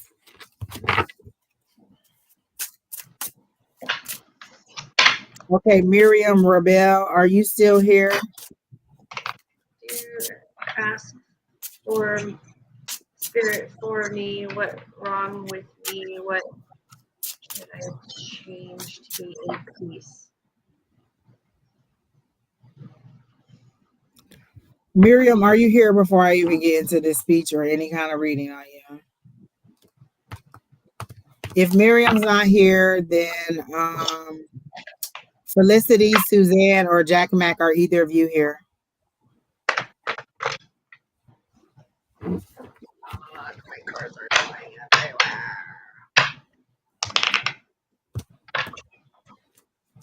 For Tarnika, I will do a relationship. Oh, you said where's it going? You didn't really ask me how he feels about you. I can do that. I can do a where it's kind of going. Like what does it look out for you? So okay, Miss Tarnika, we got it. Okay, Suzanne, you're up because the next person, Felicity. Oh, Felicity's here too, Keena. You can go back. All right. Hi, Miss Felicity. I didn't ask the question yet. Wanted a general reading. Okay. A general reading for Miss Felicity. Um, I immediately heard, what if the shoe was on the other foot and they took the shoe off and put it on the other foot and it's on the wrong foot? So, are you not being amicable or are you not being understanding in a situation that you should be more understanding in? Like, if the shoe was on the other foot, how would you want them to treat you? How would you want them to survive? And so they immediately showed me a shoe going on the other foot. And it was on the wrong foot, Miss Felicity. So are you not being nice in a situation, or are you not seeing the other person's side and wanting to push your agenda? Because they're showing me the seven of swords, which is, I'm sorry, the seven of wands, which is stand your ground, but they're showing it to me in the strength card, and then they're showing the lion's mouth not being closed. Usually on the strength card, the lady is with the lion and she's closing their mouth, but you can't close their mouth. So it's your aggression. Like, you seem to be either relentlessly or aggressively pursuing your point of view in this situation and not considering the other person's side and whatever this situation is. It seems to be, is it a family situation or a romantic situation that you're dealing with that you are not being flexible in? That's the word they gave me, is flexible, Miss Felicia. So that's the image that I'm getting. And then the card, oh no, I'm not going to take that because too many came. I don't know their side. They don't communicate well. Okay. They're saying that's not true. You don't hear well. It literally is what I heard. It's not that they're not communicating well. You're not listening. So it's like, so if Sheri Beery was talking, then I was like, oh no, blah, blah, blah. That's not what I'm trying to say. And then she would be talking again. I'd be like, no, no, no, no. I literally heard, and I don't know you at all, Miss Felicity. Felicia, I'm only going by what they're saying.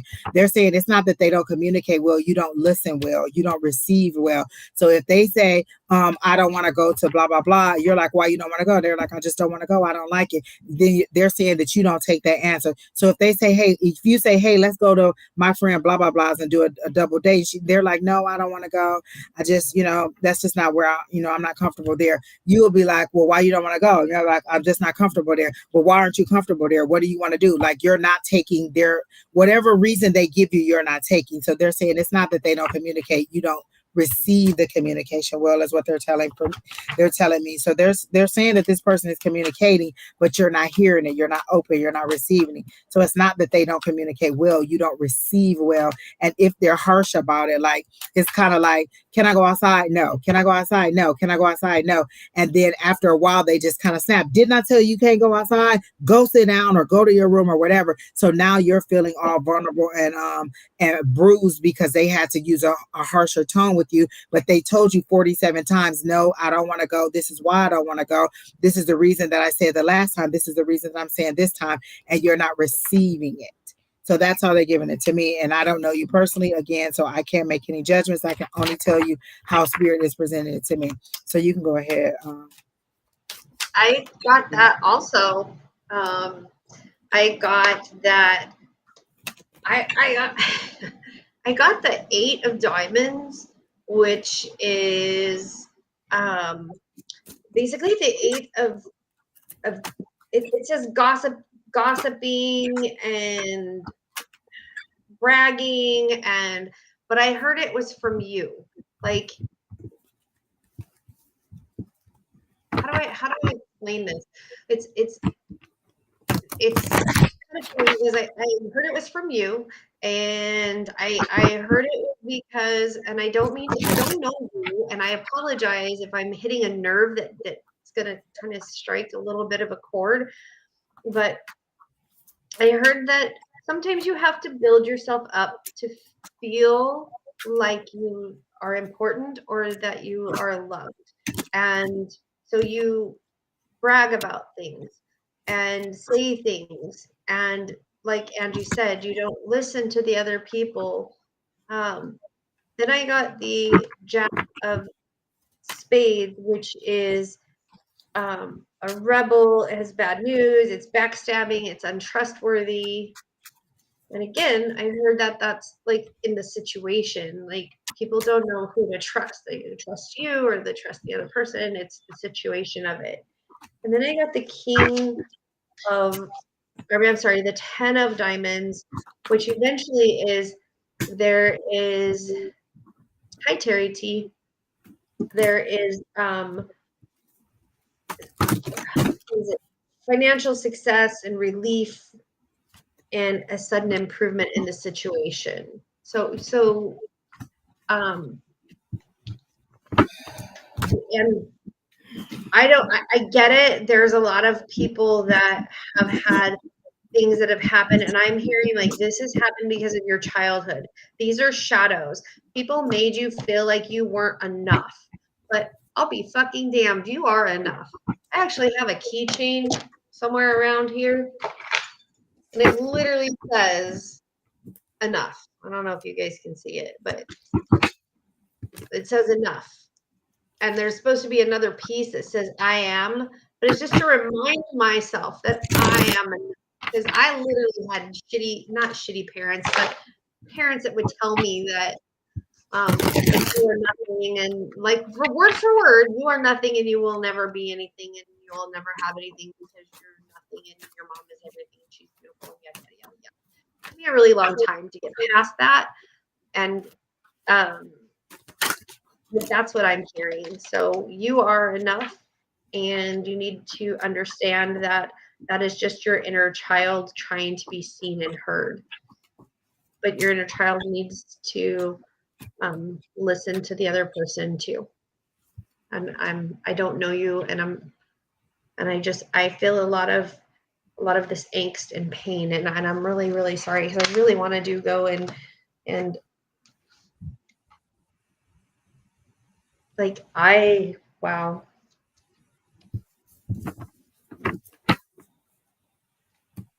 That was hard. That one was hard. So Miss Felicia, while Miss Sheri was doing your reading, I was pulling cards to you, and I was going to do a your person, and where the relationship is going, and they told me no. They told me do the current situation, the obstacle, and the advice. So your current situation is that you're quick tempered. You just move in haste. You just say what you want to say. That sword means that you cut. Your words cut. You just say what you want to say. You don't give a damn what, like, you know what I'm saying? You don't seem to have any, you just say it. And sometimes you take it a little bit too far. You overreact and you move fast when you react. You just say it, say it, say it. Right. So then that's your current situation, is that you move in haste. Like it's kind of like a snap judgment. Let's just end it. Let's just be over. Let's just whatever. You really, really snap, and then you're remorseful and you want to go back. So they're saying there's a tower moment coming. They're going to end this for you either way. Whatever the situation is, there's going to be drastic change. There's going to be big upheaval, and the universe is coming in to make the change. So they're either going to put you out of your misery, or this person out of their misery, or both of you out of their misery.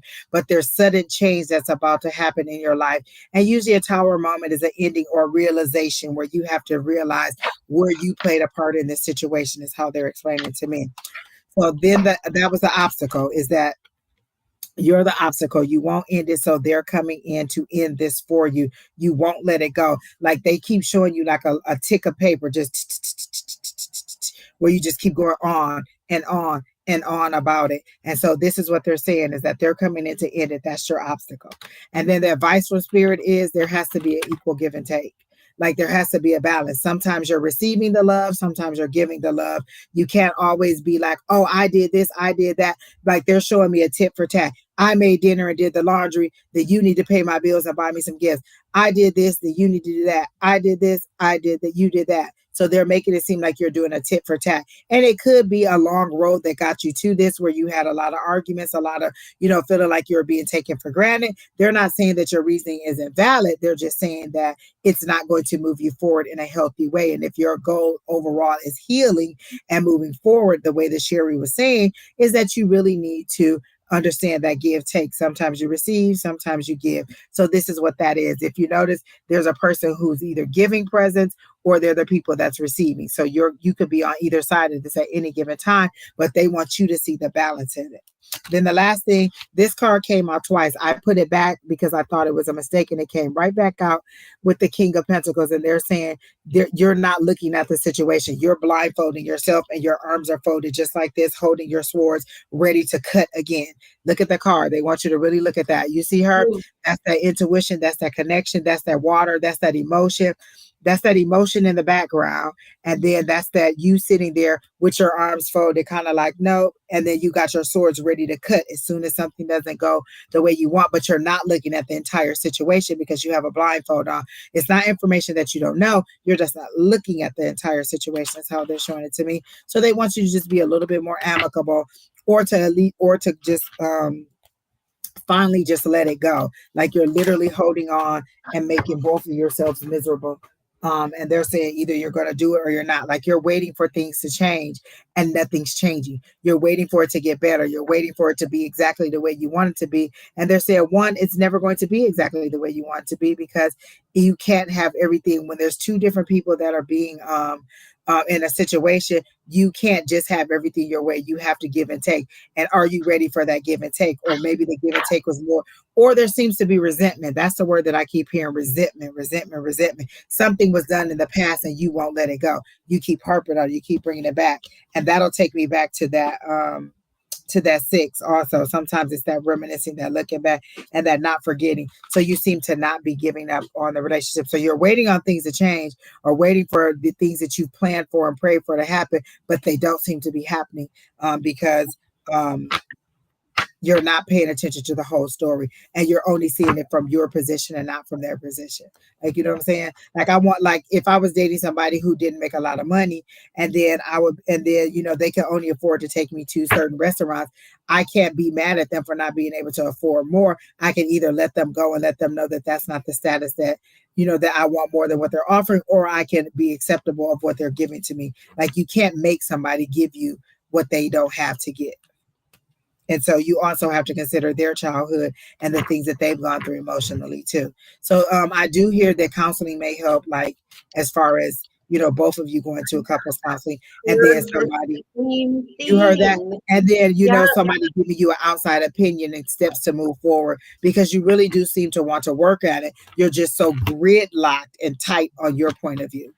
And I do feel like they did something to upset you in a way, but you won't let it go. I heard like personal counseling, like grief counseling. And the grief counseling is kind of like weird. The grief counseling is not to get over somebody who has passed, but it is to get over your past, the death of your childhood, that Death of a relationship, a divorce, like grief can relationship, be anything. It doesn't have to always be anything. death. Yeah.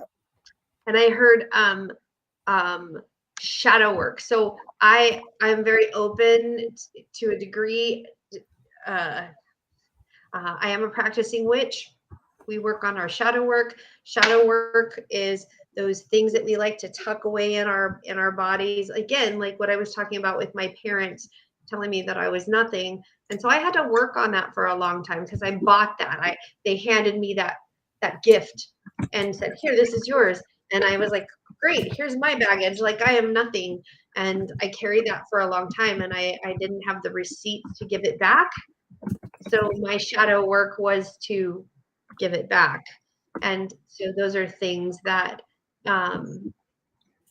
that we need to work on. So there's shadow work, there's things out on the internet that are journals that you can work on shadow work, but I did hear like some personal counseling to get through your childhood stuff. I have done it. I've had to. I had to. Otherwise, I would be killing Charlie people with. Pagan, we will give you a reading. You don't need to tell me their signs because I don't use the signs to do the reading. But I can give you a general love reading. I will not tap into her energy because your Taurus female has not given me any permission to go into her energy. So that's like you telling me, hey, can you go read her diary and tell me what she's thinking about me? And so since she hasn't given me that, she may not believe in tarot. She may not want you to know. If she wanted you to know, she would tell you. And so they're saying not to. So it is my personal practice not to tap into somebody else's energy who I don't have permission. When you ask me a question, you give me permission to go in your energy, but that person doesn't. So I can give you a general love reading, Charlie. Felicia, you are so welcome. And you can like follow and ask questions and like Exactly. meditate and take personal time for yourself. And there's other things like, great tools out there. I mean, I don't have all of the answers. Angie does. No. Angels Will Fly said love, Angie's favorite talker. And I was like, yeah, exactly. So, All right, so Miss Felicia, I hope that really helps. I hope the counseling helps. I hope that our words help. I know that Sheri gave you a very in-depth, conversation and reading, and then lots of good advice. So definitely, we both saw the counseling, and I do think that this could turn out better for you. It's just about seeing both sides equally, and you seem to generally have a good heart. I literally don't get that you're like operating in malice. You're operating in protection. Like I'm protection. protecting myself. I have built this wall to protect myself. And then anything you do that is trying to breach that wall, you're going to get thrown back over, you're going to get kicked out, or I'm going to reinforce the wall. And so in reinforcing that, that could be harsh language, that could be arguments, that could be, just misguided anger. And they're saying just work through that. So you're either going to move forward with this person and believe them. Like when you forgive somebody, you give them a clean slate and say, you know what, I'm going to forgive what you did. I'm going to move forward and we're going to move forward from that. You don't move forward and then continue to harp on it or continue to punish them for it. You either say, no, it's over, or you definitely move forward. But I wish you all the best. And you just seem like a very nice person. Like I really just get like sunshine and lollipops when I get in your energy. And you're welcome, Miss Felicity or Miss Felicia. Taking everything out of like that protective nature of yourself. And, and I just see that little kid in the corner. Yeah. And Spirit's not saying that you're not wrong to protect yourself, but you do have to be a little bit, flexible in the situation. Because say you decide to end this relationship and you go into another one, you're still going to be punishing that new person with these feelings or this residual, hurt that you have until you deal with the hurt. So again, one of the things I say, I release all that no longer serves me. So if that hurt is something that no longer serves me, I let it go. But you have to realize when you tell the universe, I release all those things that no longer serve me, it starts pulling those things out.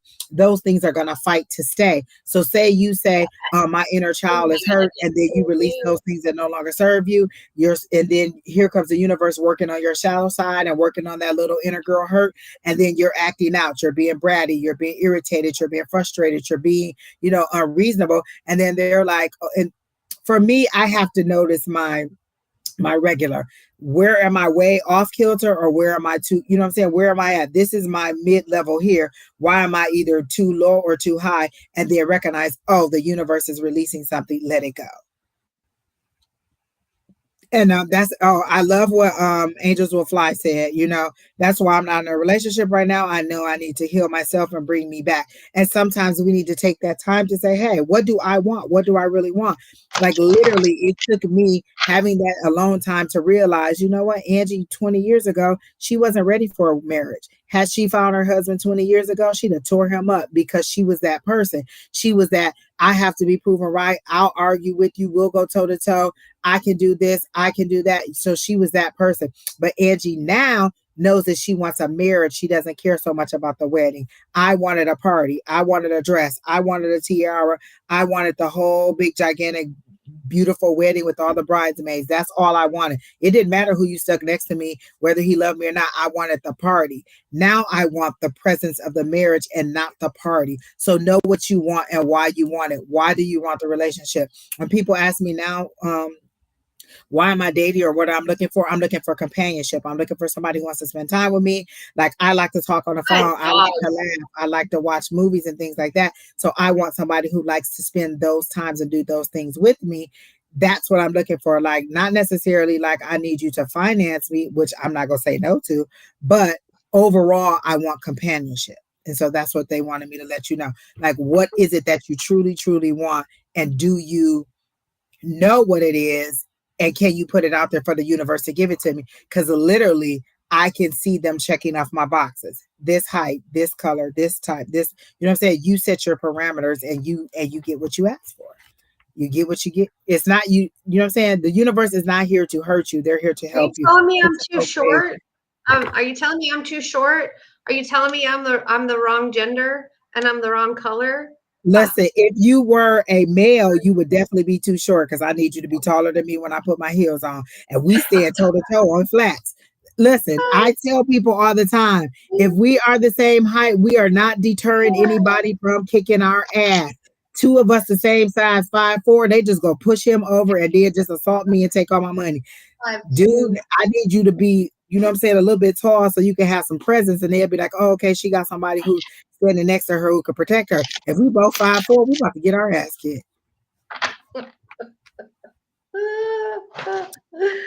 Oh my goodness. Terry T says, does the universe check off our list? Okay, so this is what I'm saying. So I said, I want my person to be this tall. I want him to be funny. I want him to be, a person who likes to communicate. I want him to have, big hands, big gloves. You know what I'm saying? I want him to be all these things. And so I'm starting to meet people who are fitting those boxes that I said, but I had to let the universe know what I wanted. There's one thing to be like, oh, I want to be in love. Okay, you could be in love with a fool who don't love you, or you could be in love with a fool who got, you know what I'm saying? You could end up being in love with somebody who got 5 baby mamas, or 5 baby daddies. You know what I'm saying? And they're just not right for you. So you have to be specific when you tell the universe what you want. The universe will never be like, well, Angie didn't tell me what she wants. She want them this tall, this color, this, and she's open to on some of those things. Height, I'm not. Like, you need to be taller than me because we can't be being attacked. But I will put my list out there. But again, even in my career, I want the same thing. I tell them exactly. No, I want that king of wands, baby, because that king of wands was no joke. That one is good. But that king of wands is hello.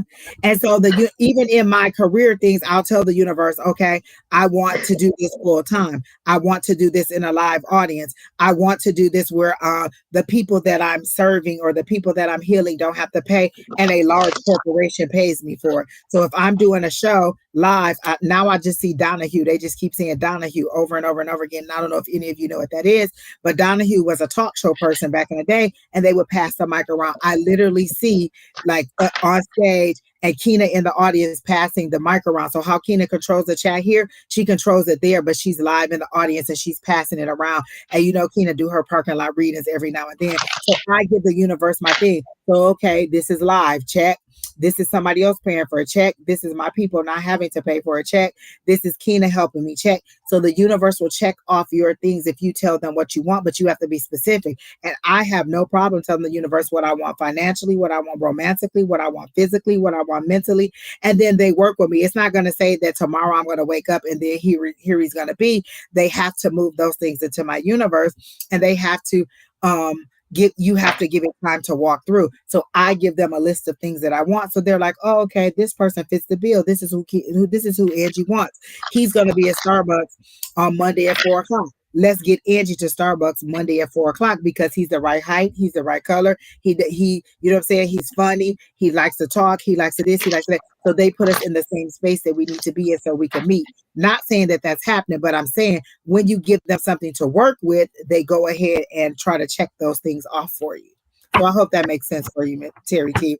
So like if these people, are working your nerve, Terry T, you can just, tell the universe, look, I don't want to be involved. Listen, I don't want to deal with them anymore. I want to separate from them or blah, blah, blah, blah, blah. And you give them your list. And then the universe starts doing that. They start creating space between you and that person.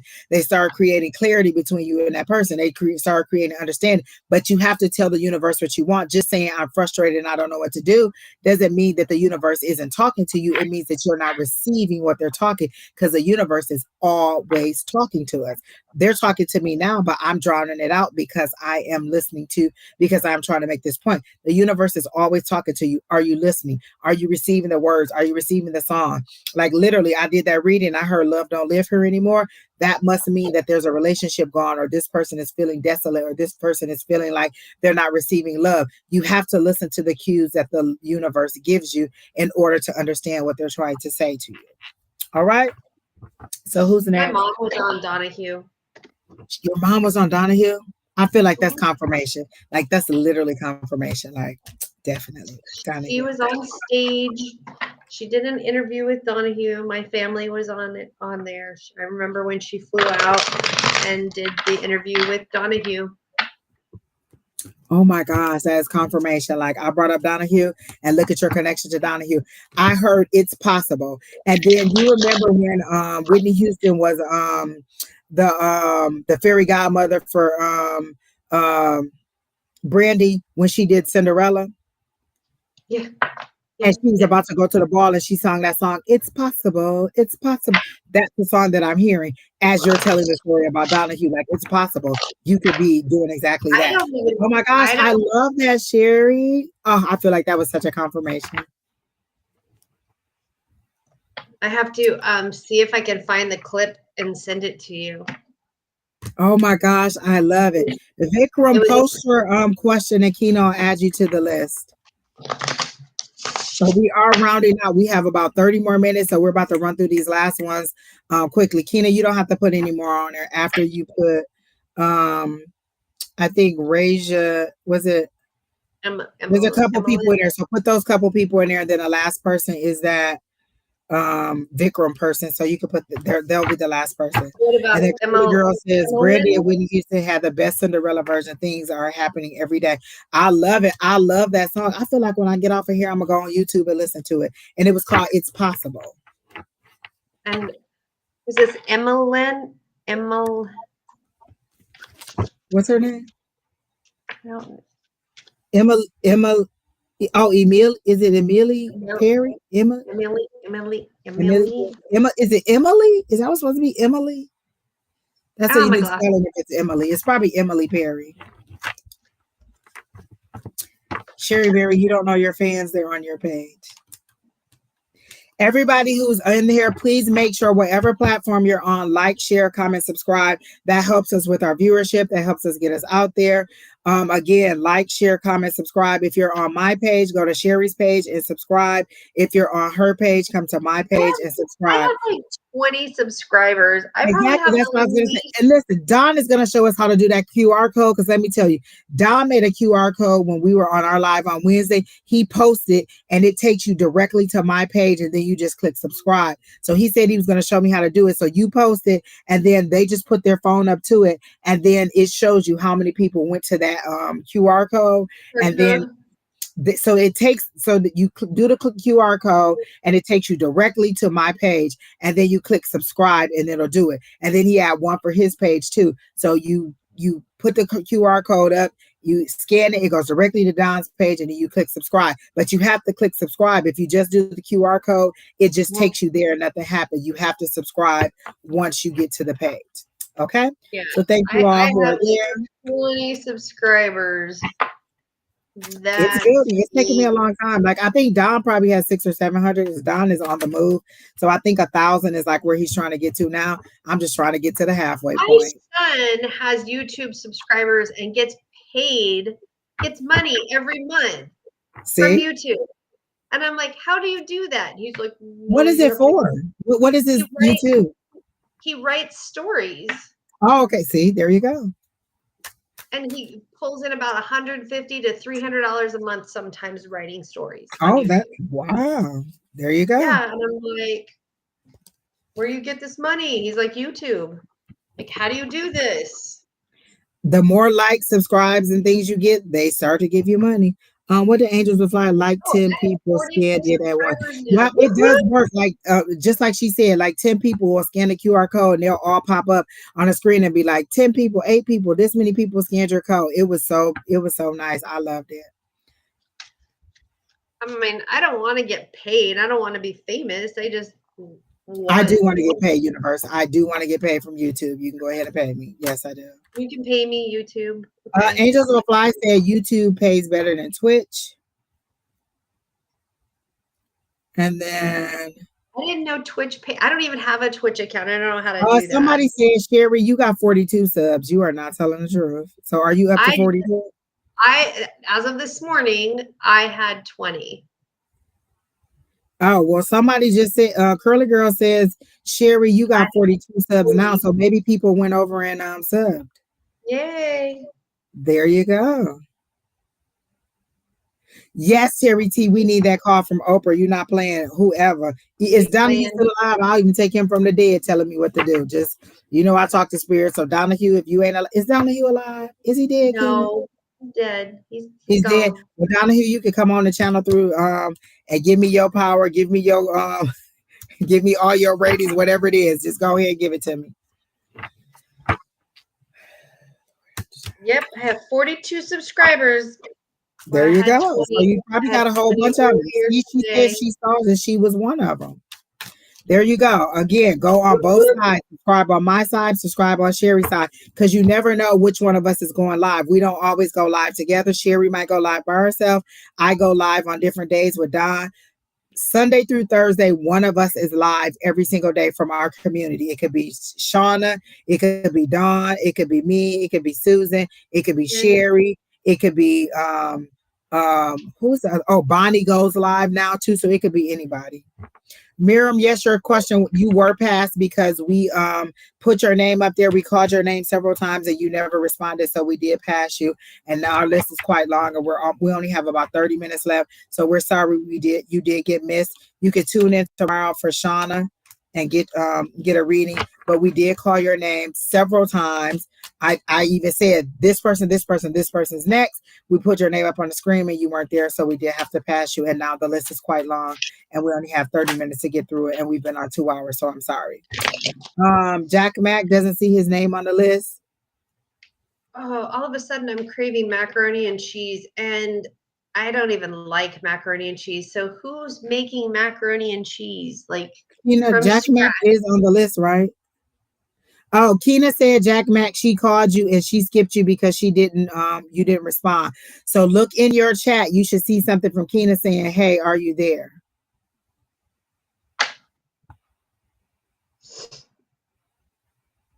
Is that what happened to you? What, Star? Wait, did we skip you?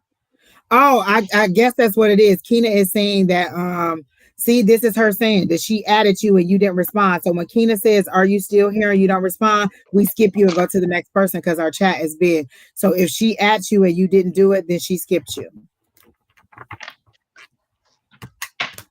So when Keena asks you, you have to respond to her so that we don't waste time doing a long reading when you're not paying attention. So the next person is who, Keena? Curly Girl, we haven't missed you. Is that who asked? We haven't skipped you, Curly Girl. Suzanne is next. Okay, there you go. So the list is going across the bottom. So when Keena came in, she started to make sure everybody was still there. And if you didn't respond, she took you off the list. Because we got to get through all these people in 30 minutes, and we're about to roll through it. Will I get the funding in the next couple weeks? I heard yes when I first read your question a long time ago. So Suzanne, will Suzanne get the business funding that she in the next couple of weeks? So Will I got Suzanne get the business funding she is seeking in the next couple of weeks? So I got a yes. That's my circle for yes. okay. So I pulled the red joker, which is the yes unknown. I pulled the 10 of diamonds, which is a 10 of pentacles, and I pulled a 4 of diamonds, which is also a pentacle. And pentacles are the money, the money or the abundance. So the 10 of diamonds is financial success, joy, money, and then the 4 of diamonds, we're going to say need of money or information is waiting for abundance. So I'm going to say yes, that the business is going to jump off well. Like it's going to be a good start, and that I'm hearing that like there's a lot of footwork to it. There's a lot of things that need to be put into place, but once it gets put into place, that the money's going to be there. You know, Oh like my a gosh, I literally was hearing that it's going to take some work. Like you're like they were telling me she's going to get it, but not the way that she wants, and it's going to be a little bit yeah. more work than she thought. Do, Because do the you card that I do you have somebody that's like wants to be a business part, like a silent business partner, or somebody that's going to loan money, or I don't know. It's been a long time coming. okay. Yeah, that's it. Oh no, you can go ahead. I just need to look up one thing. So if you have more to say, No, you can go ahead and say it while I look up this one thing. no, I'm just hearing like a business partner. I'm hearing there's like a silent business partner or a business partner, and that partner has money. Like there, but the money's kind of tied up right now. So but the money is coming, and that's what it's going to take to start everything off. Is that money?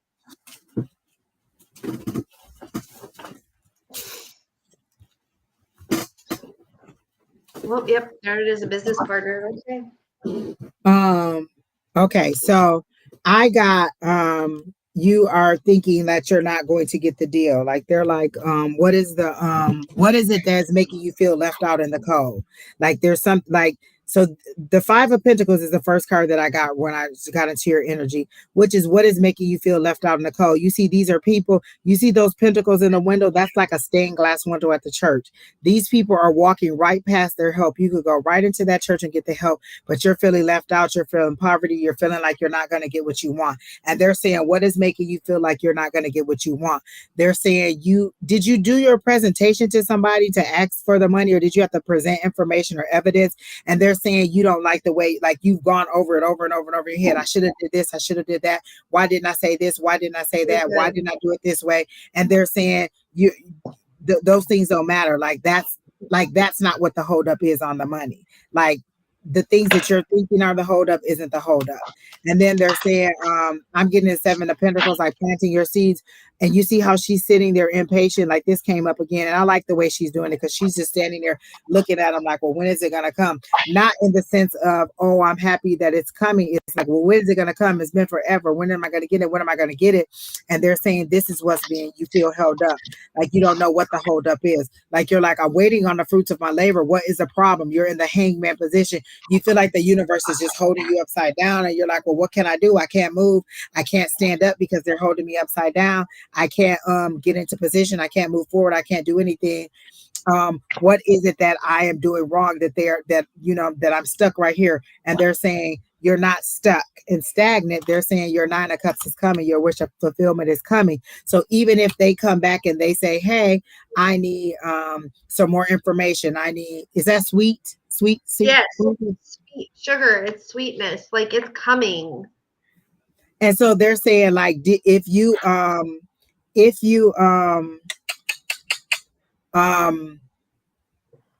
your wish fulfillment is coming. You know what I'm saying? If they come back to you and say, hey, we need you to do this, or this, or maybe we need to change this, or can you give more information about that? Don't think that your presentation was a failure. Know that it was perfect. Like you said, they're saying they loved your presentation. It's you in your head going over, well, I should have did this, I should have did that. So it's not the presentation that was a problem. The problem is whatever's happening behind the scenes, or maybe they're making a decision on what they're actually going to give you. Like sometimes you go to the bank, you be like, oh, okay, when your car person puts your loan in, they put the best possible in. Let's give her 1%. Let's give her this no money down. Let's give her 4 years. Let's do this. So they put the best terms in that they want. And then the bank comes back and says, no, we're going to do 5 years at this rate, this amount.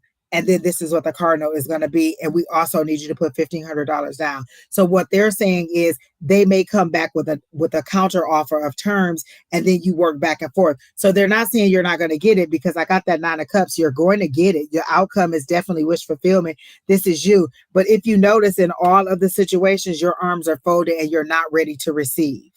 That's how they're showing it to me. Like, you notice all of them, the arms are folded, the hands are not out in the receiving position. Look at all these cards. You are not ready to receive. So that could be one of the things that you have to do, is change your mindset to being ready to receive and not thinking of things in such a negative way. Okay, so again, they really wanted me to show that to you so you can see that how all of those, in every single card, the person's arms are folded and they're not ready, open to receive. Like how, like you're waiting on your harvest to come, but how are you going to pluck your harvest if you're just sitting like this? Like, what's taking on? And you know what? I do feel like I am being convicted in this. Like, you know, that it's like I put in the work. When am I going to see the return on my investment? And they're like, when are you going to be open and ready to receive? And so I'm telling the universe right here, right now on live, I'm ready to receive. Me and Suzanne ready to receive. So give us our just dues. We're going to collectively be ready to receive. And we're going to take that positivity. And if y'all can put some orange hearts in there for me and Suzanne, because we are open and ready to receive. We're going to change these negatives to positives. They're telling me to draw one more card because that's the new outcome that they're giving you. So at first it was this, with your arms folded, your wish fulfillment is coming, but they're telling me to pull another card because this is your new outcome. You need to say, I am ready to receive. And we want those orange hearts in that chat so people know that you are ready to receive, or, you know, in agreement that we're ready to receive. We're all ready to receive. That's what we're going to say, is that we're all ready to receive.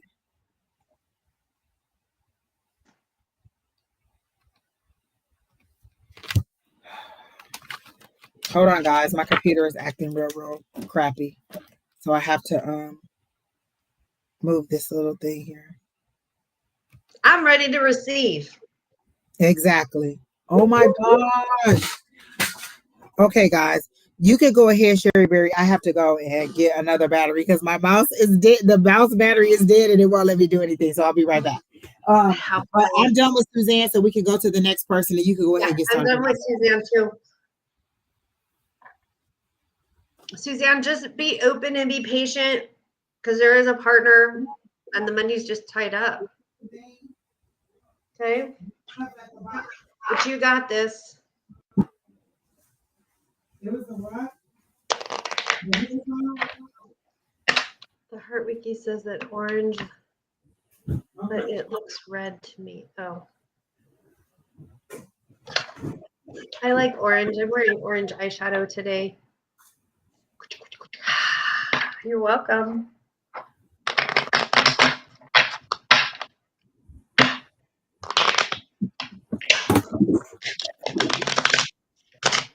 Watch. My cards are flying everywhere.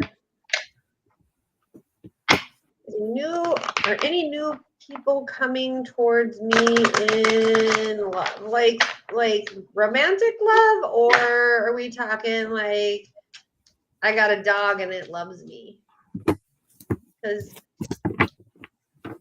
that's the best kind of love. You're welcome, Suzanne. Madeline. So I gotta know. And then I gotta know again. And then I got another no. You know what I got? Fix Your Face, Angie. I got Fix Your Face, Angie. And it's kind of like you being unhappy. Remember when the girls Olympic team was winning, and that one girl outscored one of the girls on the US, and she was sitting there like this. And that's what they're showing me for you, Madeline. Like, you need to fix your face. Or your expression, like whatever you're feeling, it goes straight across your face. And that could be a good or bad thing. If it's compassion, then look, it's compassion. But if it's disgust, like get out my face, don't do it, then that's could be what they're receiving. So you want to know, is anything coming in love? I'm going to do a 3-card spread for you regarding love, and I'm going to do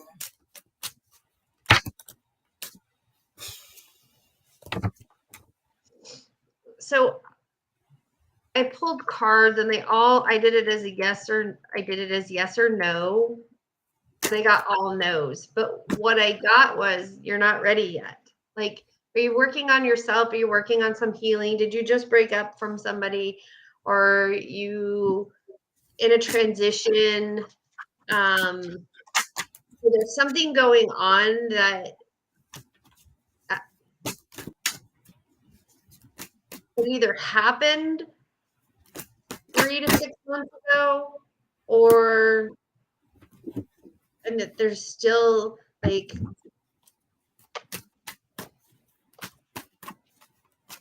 there's still like healing that needs to be processed. Like you're not allowing yourself to finish that healing process, that you're not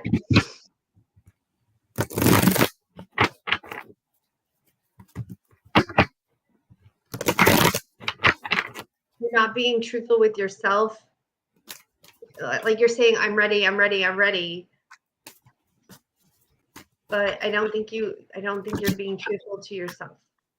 Okay, so then I went and pulled cards, and I got the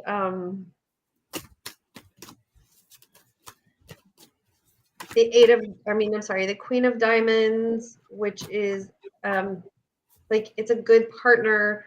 So there's good things coming, there's good things happening, there's good things coming into you. And then I got the King of Hearts, which is your soulmate is coming, your soulmate is on the way.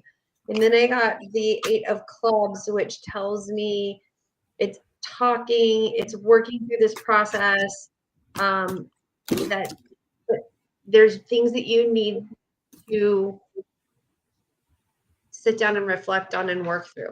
So I'm not saying like I'm getting the fact that you want it to come now. It's not coming now. It's going to be down the road. But when you find it, it's going to be amazing. But you just have to finish this healing process. Like they have you in this like gosh, what is that movie? 50 First Dates. That's what I heard. That's my life. No, and this stasis, in this like static place where you need to sit there and heal those wounds.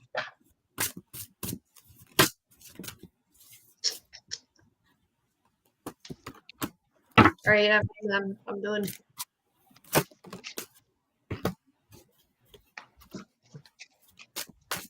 It's going to happen. It's just a matter of when. It's not going to be tomorrow. It's not going to be next week. It's going to take time. And I'm hearing Christmas, like around Christmas time or right before Christmas time. I mean, you're going to meet somebody before Christmas, but it's going to get serious around Christmas. And yes, I said Christmas.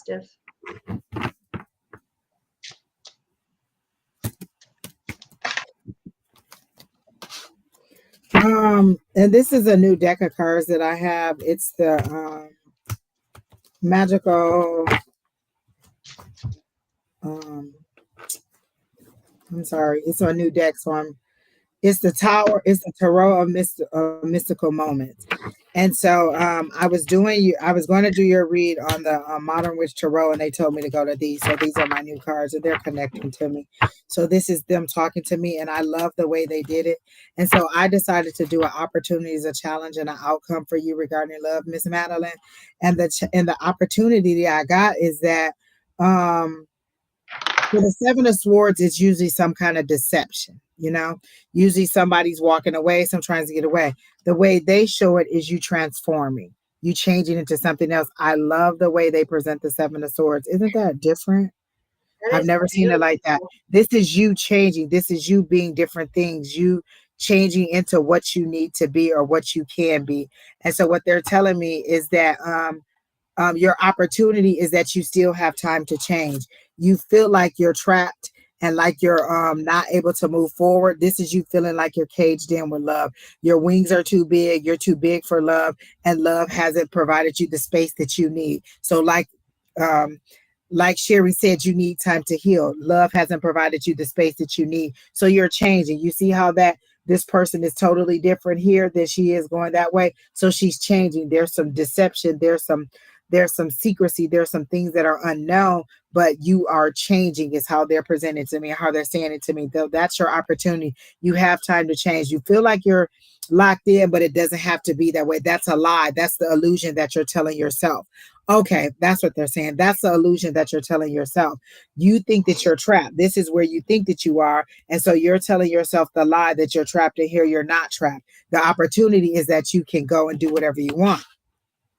I'm sorry, that was the opportunity. So then the challenge is the full card, going all in with that change, being able to adapt, being able to just say caution to the wind, and I'm going to do exactly what the Lord says for me to do. And so that is what they're telling me, to go ahead and move, for you to move forward, and for you to take some action and change that mindset. Stop feeling like a victim. Stop feeling like you're trapped. Stop feeling like there's nothing you can do. And I know exactly how you feel, because I felt like I was in a karmic situation, or in a situation where I couldn't do anything. I kept saying, can I, can I, can I? And my guys were like, nope, nope, this is who you tied to. I said, let me tell you what, I'm go do it, and you either go listen, I'm go do it, and we either go move forward, or we go fight tooth and nail like we Rocky Balboa and Apollo in that ring. Because what's not gonna happen is that you're not going to make me be in a situation that I want. I will fight my guys like that. Like, you're not gonna make me be in a situation where I do not feel there's equal give and Oh take. my So God. sometimes you have to speak up and say, no, I don't feel honored in this situation. I don't feel like I'm being heard in this situation. I don't feel like spirit is moving for me in this direction. And so you say, no, I'm not going to be tied to this person. If I am, then you need to work on them. You don't need to work on me. You need to work on them and prepare them. And so I just push it, push it, push it until they're like, you know what, Angie, just do it. A kid like, can I have a popsicle? Can I have a popsicle? You say no, you say no. And then it's finally, go get the damn popsicle and leave me alone. So you let them go get it. So this is spirit being like, Angie, just go and do what the hell you want to do. Will reroute you back to where you need to be. So sometimes you need those experiences to teach you, you know what, spirit did know better than I knew. So then the advice from spirit is the sun card, and the sun card is freedom. Once you go all in with doing what spirit wants you to do, or making your request known to spirit, you get that sun card. That sun card is that freedom. It's that achievement. It's that success. It's that recognition. It's all those things that you want in order to be able to be free and to be released. You know what I'm saying? So it's all those good things from the sun card. So look at her, how beautiful she turned out. That this is where you're headed, but you have to give yourself that space and that opportunity, and then move forward in the way that you feel comfortable, and then communicate to your guides or to in your prayers. I don't like the way love is making me feel. I don't like the people, that are saying, how do I get from where I am now feeling unloved to where I want to be, which is in a full committed relationship. Like I said, my guides know exactly what I want. I want somebody for companionship. I want somebody to talk to. I want somebody to spend time with. I want somebody who makes me laugh. I want them to be this height, this. So they know all the things that I want. So they're pulling those things into my atmosphere and showing me what it would be like to have those things, and checking my boxes. So you need to go to your guys and say, hey, I don't like what I've been receiving. That's that 4 of Cups. That's that resistance. I don't like what I've been receiving.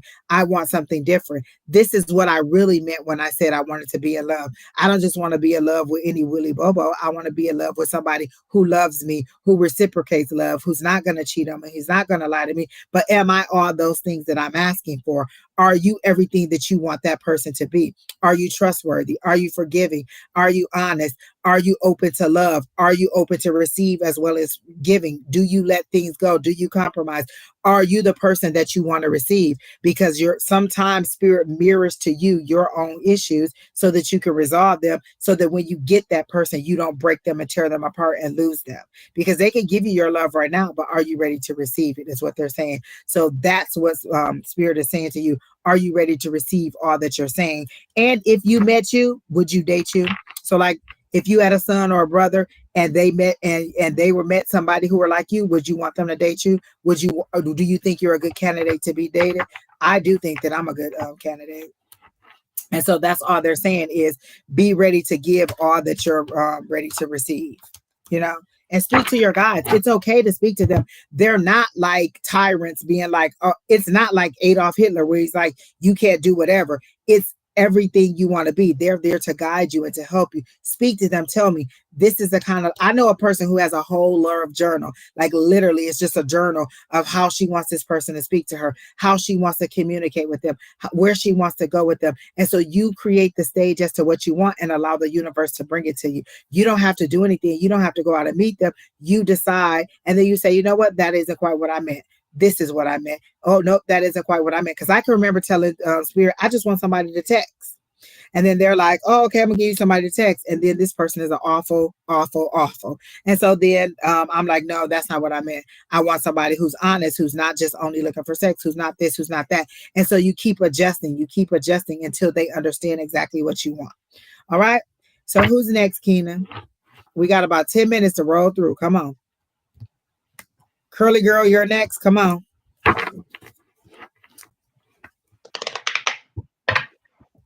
Hey, LMT.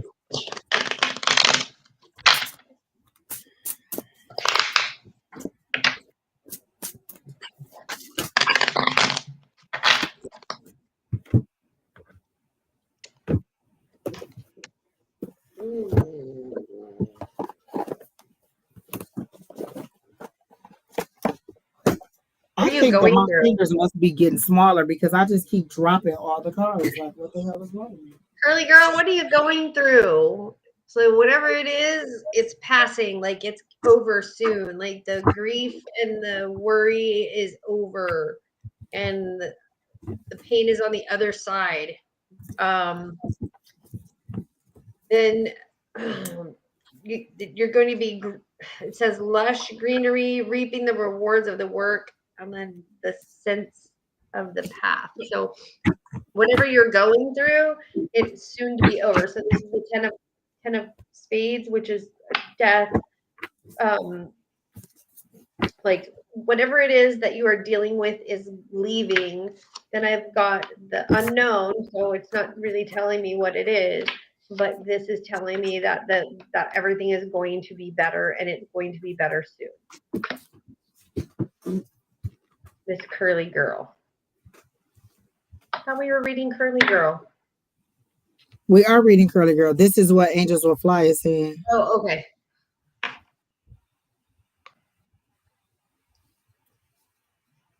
Oh, yes, you are so right. Angels Will Fly. I do need all of that.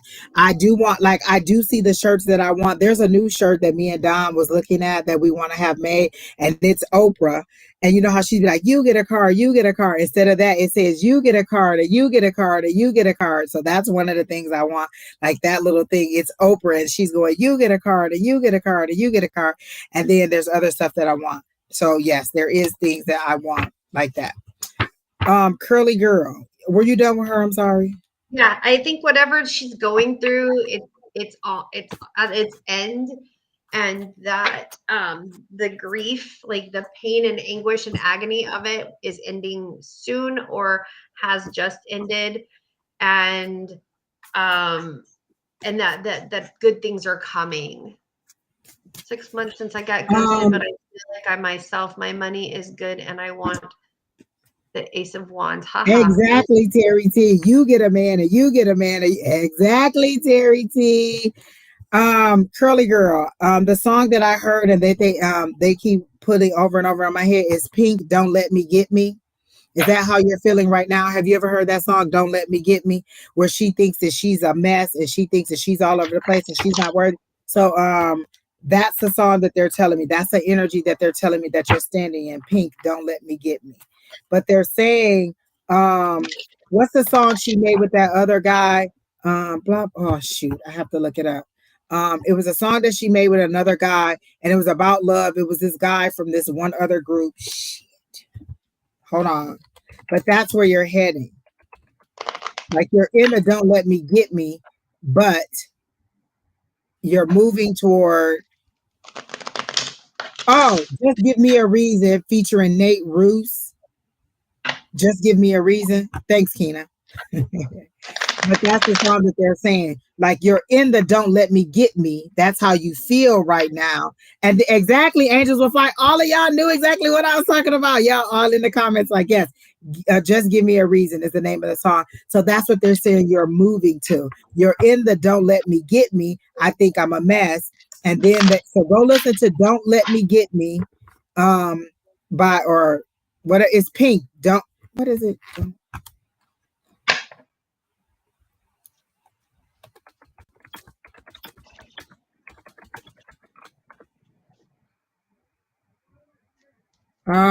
Yeah, so that's the name of the song. Don't Let Me Get Me. It's by Pink. So that's the energy that they're saying you're standing in. So listen to that song, but you're moving into the song by Pink and Nate Roos. That is Just Give Me a Reason to Stay or to work through it. So that's what they're saying. So that's what they gave me on You for Love. Like, you not necessarily that you don't feel worthy, but it's like, I know what you're overly analyzing your flaws in the situation. Like, why would this person ever, let me tell you this exact thing.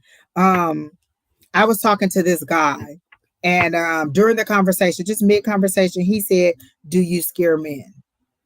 And I thought, well, what is it that I could have possibly said for him to think that I intimidate or scare men? He didn't say intimidate. He said, "Do you scare men?" And I said, well, I don't know.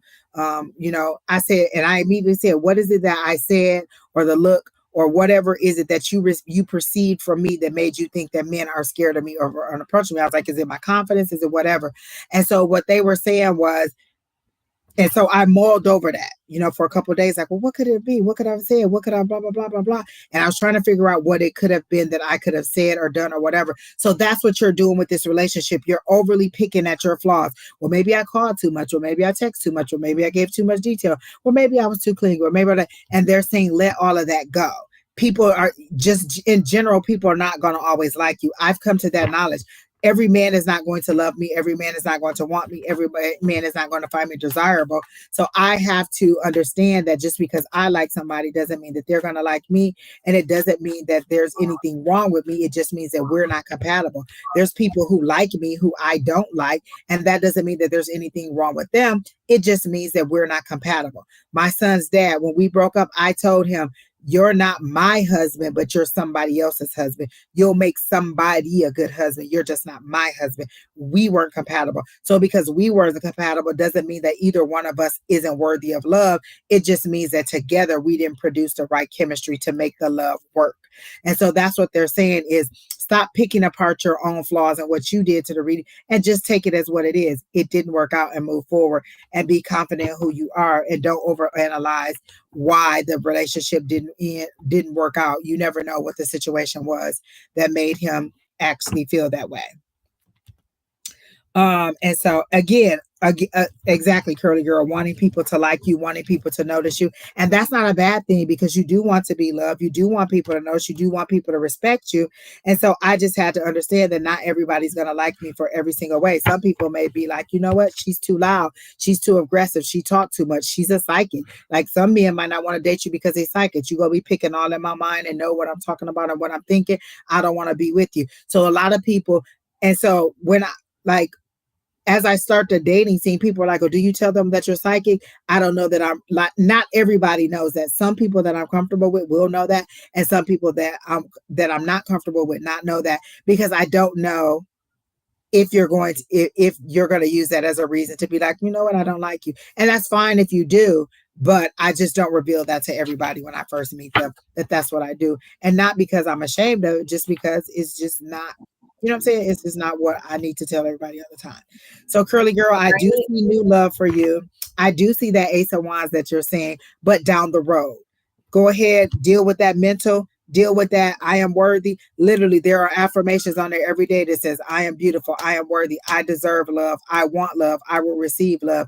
And so that's where you are in that don't let me get me phase of I'm a mess to just give me a reason and to stay in this love, to keep fighting forward, because they show it as the 9 of Wands, like the resilience is not there. So again, that's what they're saying, move forward in the positivity of knowing. So that Ace of Wands is there. But like she said, did you say 6 months? Is that what you said? Because that's what they're showing me, like a 6 or a 9. I'm Like seeing moving like forward. I'm seeing that like she's gonna meet somebody, but it's definitely gonna start getting serious. I'm seeing around the holidays. I want to say Yule, but nobody will really know what that means, so I say Christmas. Right. And they're saying, like, if they gave you your person right now, would you be ready to receive them? Would Would not you be be ready to trusting enough receive and them. open enough to take them at their word? So if they were supposed to text you back and they didn't text you back for several hours, would you be okay in believing that they actually were asleep, or that they were at work, or that they were out with friends and not around with somebody else? Like, would you be open to believing those things? And what they're saying is you need to be ready mentally, emotionally, spiritually. Love is not just a one situation thing. It's mental, physical, emotional, and spiritual. Like, it's all of those things. You have to encompass all those things. And are you ready on each one of those levels to receive in that way? So what they're telling me to do is to tell you to draw that, to make that list. Spiritually, am I open here? Mentally, am I ready here? Emotionally, am I ready here? Physically, am I ready here? Like, do I like the way I look? When I say physically, do I think that I present myself in a way that looks nice, My hair that is people are big. attracted to me? Or am I always picking apart myself? Oh my gosh, I have my stomach is flat. Oh my gosh, my arms are too big. Oh my gosh, my legs are like, are these things that you're picking apart? Do you think that you are beautiful physically? Emotionally, do you think, you know what, I'm okay to take on that? I can take rejection, because with with dating comes rejection. I can take on that. Are you emotionally ready? Spiritually, am I open to listening to what's God, what my higher power is telling me? If they tell me that this person isn't right, am I going to move on, or am I going to try to fight with my guys to stay with this person who I know isn't right? And then what was the other one I said? Emotionally, or whatever the Mhm. last one was. Are you ready on every level to receive? So that's what they want you to know. And like Angie said, the perfect example is, um, not everybody knows that, I'm psychic, or I'm very honest about that part of me. The other part that I'm not honest about when I'm dating somebody is like those parts, The witchy part, the witchy part, what? The the witchy part. witchy part, the The witchy witchy part. parts. And you know But that gives such a strong reaction for people. Like, I'm a witch. Oh wait, you gonna put a curse on are me? you a Because witch? everybody thinks black magic. They think that it's horrible. They never think that the good in it. Like, a witch is basically doing the same thing that a medicine doctor would do, or a pharmacist would do. You know what I'm saying? You're taking herbs, you're taking things natural from the earth, you're putting together to make a concoction to make something happen. Same thing that a pharmacist does. They take all these chemicals and things from the earth and turn them into something else. And then there's a diabetes drug, there's a pain drug, there's this. So a witch does the same thing, but do they understand it in that way? Or do they take it as, oh my gosh, you gonna put a curse on me? Like, here's my newest herb, you know, and I Does it take have not THC in your new herb? no, that one's done. I finished that whole bag.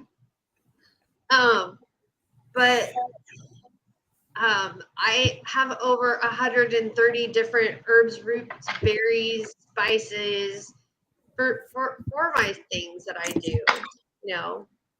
But yeah, that's not something that I go out and be like, oh yeah, I'm a witch. Um, so that is a thing. Anyways, be ready, curly girl. When you're ready, you'll know. This is what Angels Will Fly said. She said, this is what I say. Oh, I do some witchy stuff for sure. I make bath bombs. There you go. Well, I like that. Like, I do some stuff. You never know what I do. I like it. I like it. I like I it. know what I do.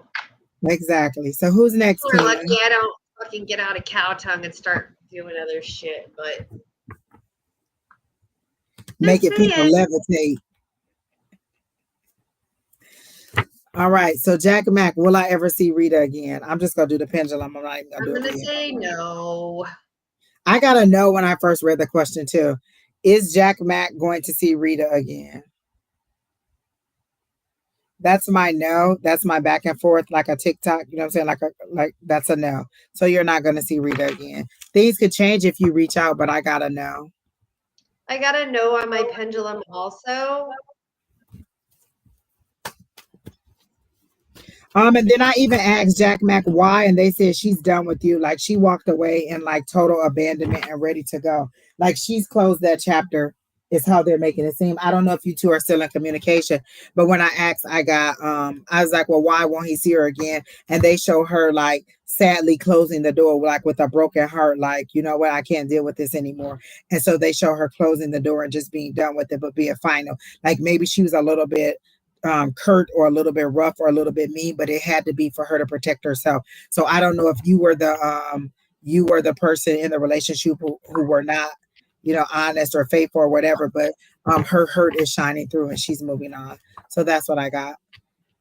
Sorry, Jack Mac. Who's next, Keena?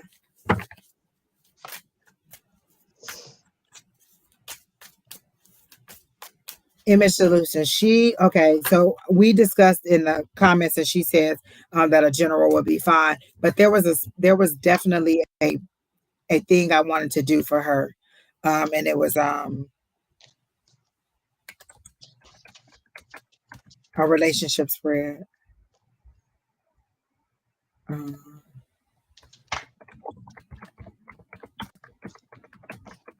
so you can go ahead if you have something for her, but I'm going to look for this one that I was going to do for Imagine. Are you here, Imagine Solutions?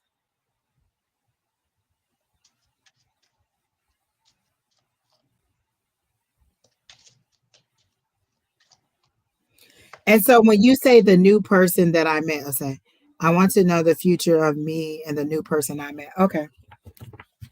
So I'm going to do you, your partner, and where it's headed. Like what how you feel, how they feel, and where it's headed. Okay, so um, I got him as a king of diamonds, which is like the king of pentacles, which means that he has stability, he has um, good luck and good fortune, and he has a home and he has like stuff in like stability. And then I got you as the queen of cups, which is um, you're like loving and nurturing and you're um,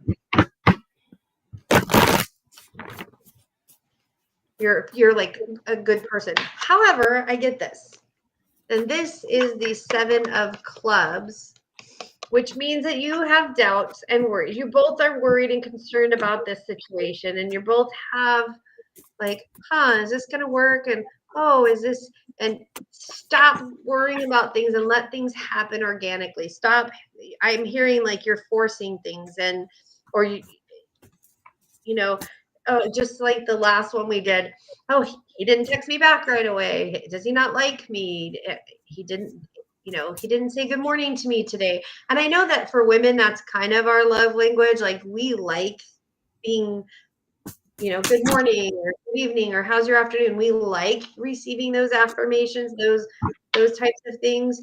But to me, he feels like he's very businessy and very like he's got a lot on his plate. So it's not that he doesn't want to do those things for you. It's just that it's a new relationship. It's a new situationship for him right now. And so those things have to build. And if you want them to build, you have to say, like, hey, I really need this in my life. And if he cannot provide that for you, then maybe the situationship isn't the situation that you need to be in. But I hear it from both. Like he's like, oh, I hope she's okay that I didn't. Oh, I should have. Oh man, I forgot to. Oh, it's not that he doesn't want to or that he doesn't think about you. It's just I should text her and then he gets busy.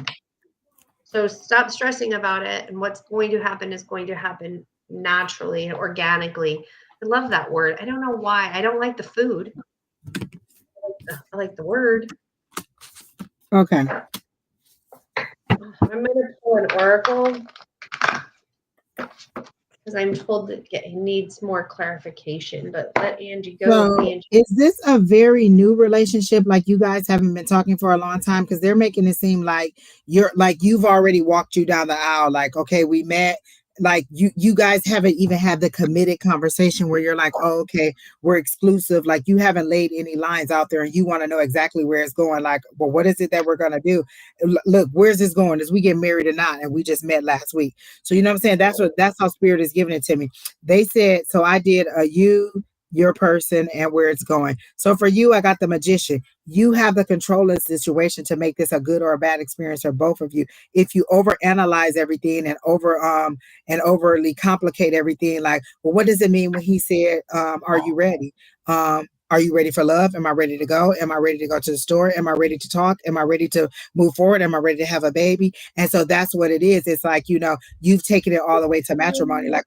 Yeah, I met this dude last week. I'm thinking that maybe we gonna move in. I'm thinking that so they're saying just relax and let it happen organically.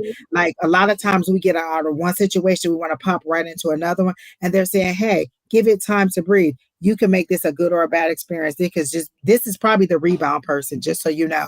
If you just broke up with somebody else, this is the rebound person. This is not your forever. So don't make a forever out of a fling. This seems to be somebody who just to get your rocks off. And literally, the spirit, this is not me saying this. I don't know you personally. I don't know nothing about you. This is spirit basically showing me rocks, like you getting your rocks off. Like this is you keeping your confidence, keeping you back in the saddle, getting what you need physically until you're ready to move forward, because they're saying this is your rebound. This is not your person. You already know that you don't see a future with them because you've already taken it all the way to the end. And there's things that he don't do right. Like he might blink 3 times when he drink his drink and you just don't like that. Like, why is you blinking this shit? Like, what is wrong with you? Just drink the drink. So there's something about this person that doesn't give you exactly what you want. So that's what they're saying. You have the control in this situation. Is it just sex? Is it more than that? But slow down and give it some time. Because then I asked, what is he like? What is his energy in this, or kind of what is like, what is his, what is this is you, this is him. So what is him? It's unknown. It's too new. He hasn't even formed that opinion. I'm just getting to know her. Does she like red? Does she like blue? Does she like tall men? Does she like short men? Does she, have 2 jobs? Does she have a degree? Like you're really in that phase where you're learning each other, and he hasn't approached an opinion in that way to try to figure out anything. So there's not anything to read about him or where you're going.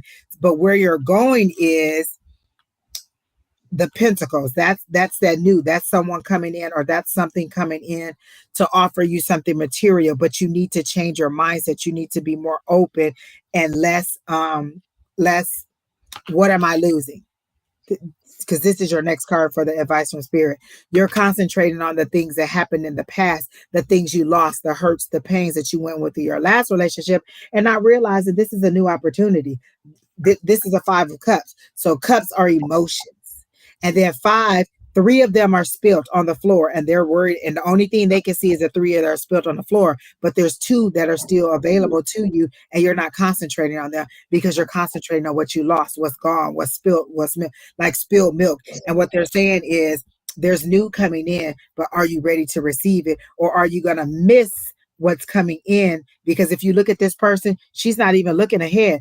I'm coming in to give it to you. You can't even see me because you just concentrate on all the things that are going down the drain and all the things that you're leaving. So this relationship truly doesn't seem to be like it's going to be a long term. It's just a hello, how are you doing? But it also gives you the opportunity to shake off that old relationship and get in the power of your new relationship and get your femininity back, get your sexiness back. Like sometimes we think we look good, but we may not think we look sexy, or we may not think we look attractive to somebody. Like there could be people who think that you look beautiful and you like, girl, I got a bump on my forehead. And they don't even see that bump, but that's all you can concentrate on. So they want you to stop concentrating on what you lost and to understand what is still available to you and what's coming to you. And they want you to get that focus now before you miss the opportunity because you're not paying attention. So that's what I got for you, Miss Ma'am, in love regarding this situation. But again, what they say, save a horse, ride a cowboy. So go ahead and do what you gotta do and have a good little fun with this, because this seemed like a summer fling. And I do feel like it'll make it through the summer. Like it'll be something that'll get you through like the holidays and the trips and the blah blah blah stuff like that. But I don't feel like it's going to be long term. But don't take my word. Heard I started to say relationship, but I literally heard stop. It's a situationship. Yeah. and let it be that, and don't try to make it Let anything it else. be Don't try to that. make him a husband that he's not, because listen, and what if you make him your husband, like you decide, okay, I'm gonna make this work, I'm gonna marry this fool, he gonna be who I want. Well, your real husband, who the universe had for you, is sitting out there, and the real wife that they have for this person is sitting out there, and now they about to put your husband and his wife together, and they about to be a couple, and y'all about to be together mad and miserable. So I'm saying, you done that, put a different perspective on it. Like, what I'm saying, I'm gonna force this man, I'm gonna force this relationship to work. And both of y'all spouses out there, and they're like, well, shoot, they're not coming along. Let us boom. And now they're together, and you're stuck with the person who you didn't want, and your person and their person are together, making life grand. Because you created this person to be what you wanted them to be, and he's a perfect person. The universe is like, well, shoot, let's might as well get him to somebody else who's ready for him, who's not going to pass him up. And so that's what they're saying about you missing the opportunity and not being ready emotionally and mentally for what's coming your way. So that's all I got. Were you about to say something, Miss Sheri? No, All right. I was looking at the list. So we have this. Is this our last one, or we got one more? No, we've Oh, we got got two. lots We got more. three. We got three. Oh shit! Wait a minute. Okay. Look, y'all got 15 minutes, and I'm about to roll through it. Tamika, she says, "Where's the relationship?" I can't. So this is what Spirit told me to ask you, Tarnico. Have you asked Dana? Like, have you had that conversation? Like, you came to me, but how can you get intimate with somebody you can't ask that from? Like, if I can't be like, okay, well, are we moving forward with like a relationship? Are we just being friends? Are we just having sex? If I can't say that to you, then how can I intimately want to move forward with you? And so that's what they're saying to me. Like, have you had that conversation with that person? Or is this some person that you just met and you want to know, like, look, are we going to get married or not? This feels like the same situation as the last person. Like, you're overly pushing it forward, or you're not getting what you want in this situation. So I'm gonna do a general love for you. Um, I can't. I'm gonna How do does he how do feel you about me? how do you I'm Because sorry, go ahead. I can't tap into his feelings. That's rude. So, um, I'm not going to tell you how he feels about it, because again, I don't have permission to tap into his feelings, but I will tell you how this what's coming up for you in love. Like, I will give you a kind of where I can tell you where it's going. So that's the energy of the relationship, but not necessarily his feelings, based on how you're reacting to the situation is how I'm going to do it. We've been together 9 months. And in 9 months, you can't ask him where this relationship is going. I'm pretty sure you done got naked from him and asked him to do some strange things to you, and you can't ask him where this relationship is oh my going. God, Angie, I got a I'm just saying, visual. like, y'all can get butt I ass got a naked and have sex, but visual. you can't say, where's we going? Like, after you get up off of me, like, are we done? Are we done? You know what I'm saying? Like, we got to Which be I adult love about this. for You can't be real. doing adult things and not knowing where it's going. Because what happens when you get pregnant? Y'all been together, you get pregnant, and then he like, oh, I thought we was just having fun, but you never define the terms of what you're looking for. My people know what I'm looking for. I'm looking for a companion. I And when I say my people, the people that I'm dating or the people that I'm meeting, I'm looking for a companion. I'm looking for somebody to spend time with. And eventually I want to get to that spot. But have you put that out there? Or are you just being like, well, we just gonna keep doing whatever we gonna do until something happens, or until, oops, I'm pregnant and now we gotta be together. You're in control of this. They're again showing me that magician. Are you defining what you want? Are you standing up and being what you want this to be? So So I'm going to here's my do how question. you present. I just read this. It says 1 minute we're together, the next minute we're friends. So who's making that decision? Him being, is he making or Dana making the decision that you're friends? Because if Let, that's let me not let what me tell you it to want, you you like have a this. right to completely not be in this situationship either. Like, If your job decided this week I'm gonna pay you, next week I'm not gonna pay you, what you gonna do? Because if yeah, this and week I'm get gonna a pay new you, job. I'm gonna pay you, and then next week I just don't think I'm gonna pay you. That's how this relationship is for you. Think about it in that. Sometimes we need a different perspective. This week I'm gonna pay you for your work. Next week I just ain't gonna pay you. So this week we in a relationship. Next week we just friends. Is that fair to you? Is that equitable to you? Is No, that what it's you not. want? You're the second person in this relationship. You don't have to do what they say. If you don't want to be friends and you don't want the way the relationship go, then you move on. You don't have to stay in a situation where you're not happy. Listen, Just because somebody who's 5'4" comes up to me and try to talk to me, don't mean I have to talk to them.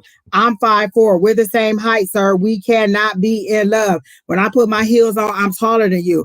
And I honestly cannot love you if you're shorter than me. That's my own personal opinion. But you need to tell that person, you know what I'm saying? So if I you're don't want to making just the be friends. decision, you already know the answer, and you already know the answer because you're the one making the decision. Exactly. You Let me just tell said you this you already situation. did the I was with answer. this guy and it was like I made it clear I'm the only one or I'm not at all. I don't want to be like a part of your little hair. I'm a part of your little, oh, I don't know what you gonna do. You don't know what you gonna do, but I know what I'm gonna do, and that's step out of this situation. You're not going to make me a party of a situation that I don't want to be a part of. You're not gonna put me in a situation that I want to be a part of. I don't want to be in a friendship. I want to be in a relationship. We've been together 9 months. We either are or we are not. You do want to be friends with this person that you're in a relationship with, but we either are moving forward or we are not. We're not going to be free and in our birthday suits one day and just rolling around having a good time. And then the next day it's like, well, I mean, we cool. Okay, so if we cool and we create a baby, who gonna take care of that baby? Think about that. You So have to think about all the adult my consequences of your situation. my personal thought on this is you already know the answer because you just said I make the decision because I feel I need more from him. And if I was him, I wouldn't want to have this on again, off again thing with you. Because, I mean, I don't know you and I don't mean to cast judgment, but being a person that was in a situationship for 2.5 years, where again, my friends, my sister right there had to watch me go through it and say, girl, you deserve better than this. And I didn't hear it. Um, you yourself, you deserve better than that. Like he deserves better and you deserve better. That nobody deserves the on again, off again. It plays with his emotions. It plays with your emotions. It sucks for both of you. It just, so I don't want to do this reading. Well, is his name Rakim or Rahim or something like that? Did she say what his name was? No. Oh, okay.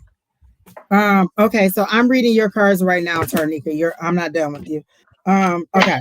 So I did, how do you present in this relationship? And this is what you want. You want that 10 of cups. You want everything. That husband, that wife, that family, that dog, you want it all. You see how they're happy? That's what you want. That's what you present in the relationship. That's what you His want. name is And then you present like your heart is open. Because I said, how does Tarnika permit in how does she present in this relationship? And this is what you want emotionally, energetically. This is how you present.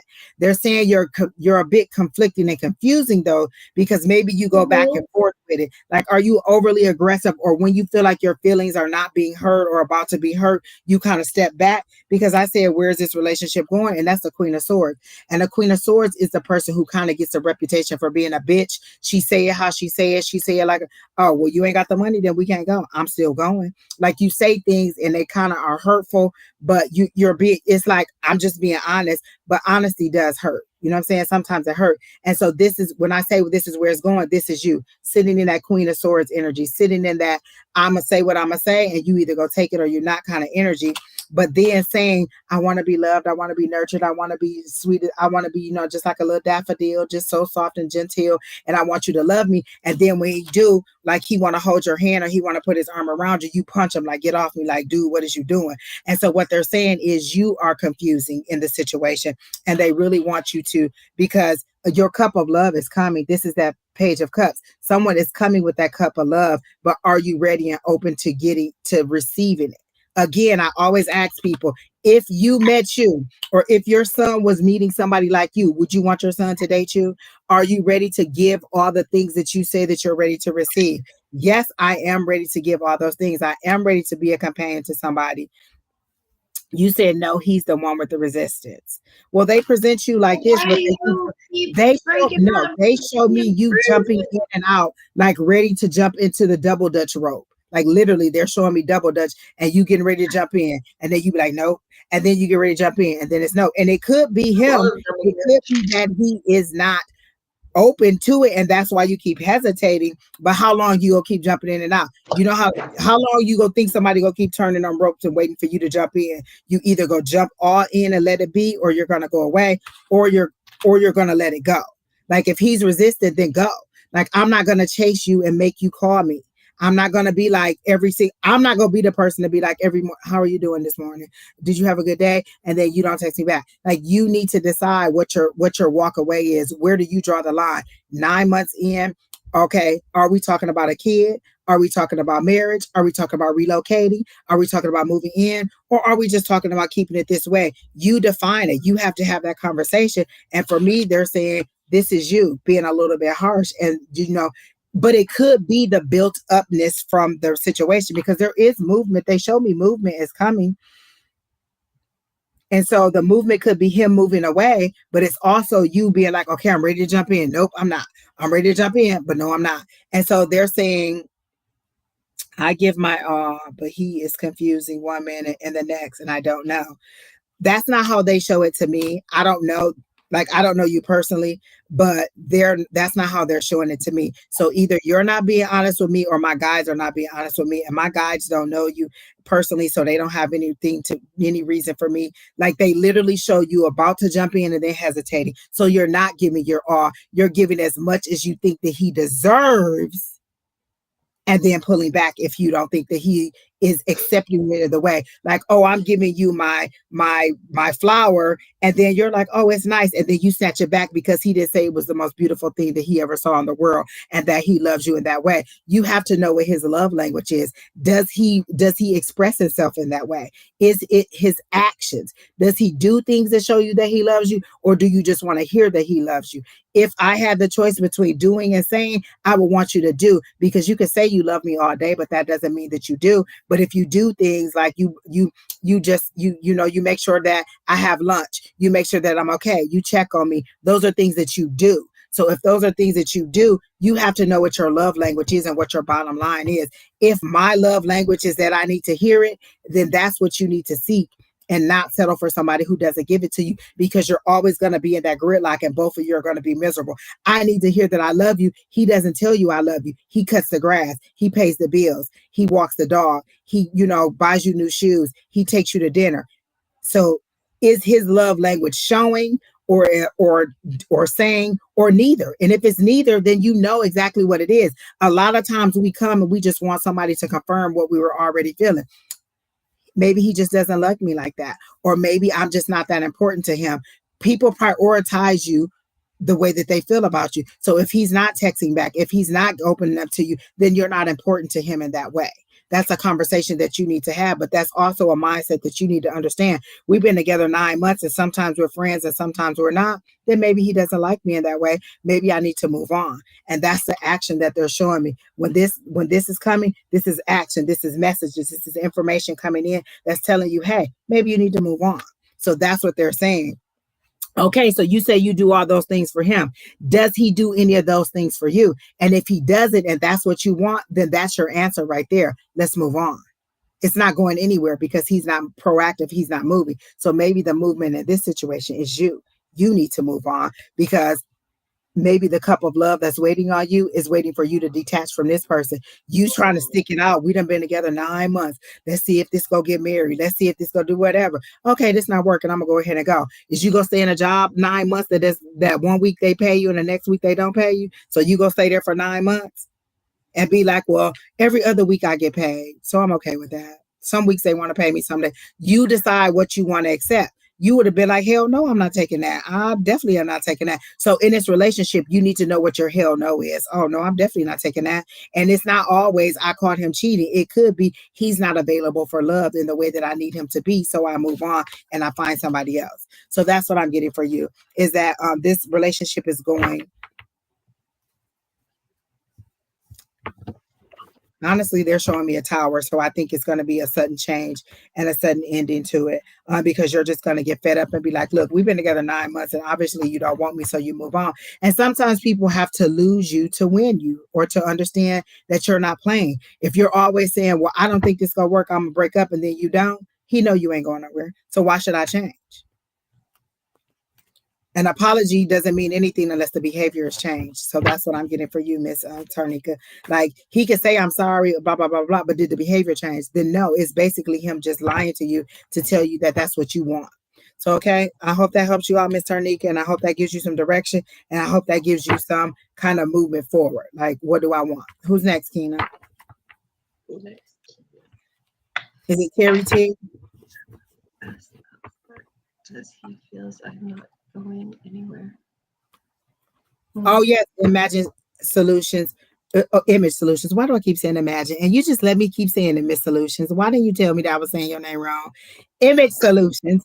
Uh, one of us is on every day during the week. Sunday through Thursday, one of us is on. So if it's not me, then it could be Sherry, it could be Don, it could be Shauna. There's a whole community of us, and we get on every week.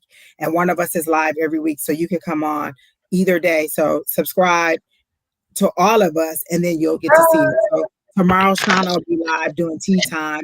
She'll do zodiac signs, and then she'll do the read. She'll take questions, and then Tuesday it'll be Don and Susan, and then Wednesday it'll be me and Don again. Thursday it'll be Don and Shauna, and then Sunday I'll be back again with Sherry.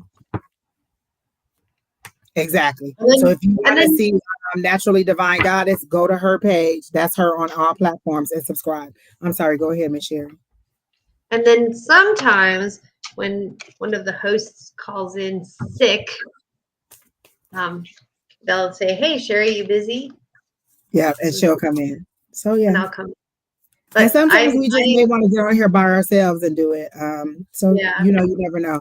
But usually Sunday through Thursday, this thing by myself. So I don't know how to do this by myself because listen. You heard me telling y'all, may the odds forever be in your favor when Keenan not here. I'm sorry to tell you. Last time I did it by myself, I had everybody's posts on the side, and I'm like, how did I manage that when I didn't want everybody's posting by the side so everybody can see those trolls that were saying I weighed 1,000 pounds? There's a way, like there's a view in here that does it, and let me see, like one of these views in here will change it, but I don't know. Oh, I think it's this one. It'll put the comments right there on the side. Yeah, and those guys were like, "Oh, you probably weigh 1,000 pounds." I was all, maybe. Stupid asses. People are very brave on the internet. They say a lot of stuff on the internet. They said a lot of crazy ass shit. They talk shit about my ex-husband. They talk long shit, and I was like, "You guys are stupid." I don't care.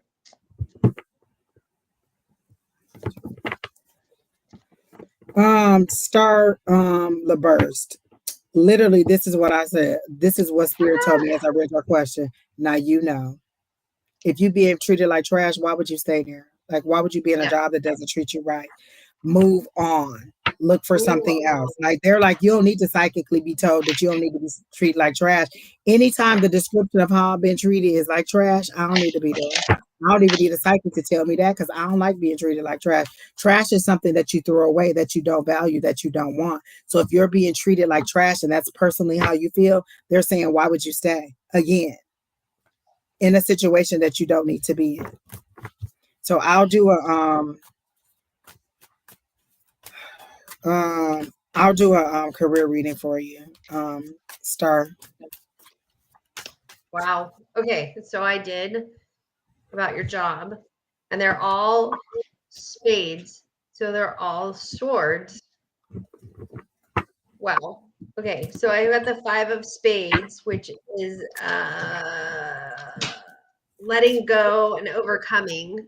So you gotta let go of this job. You gotta overcome it.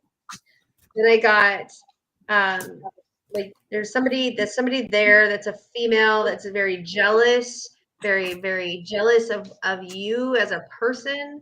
And that's just a lot of bullshit that's going on. And then there's a lot of backstabbing and stuff. So yeah, you need to like get out of that office. Angie charges $1 million for her readings. Who asked for? Wait, what?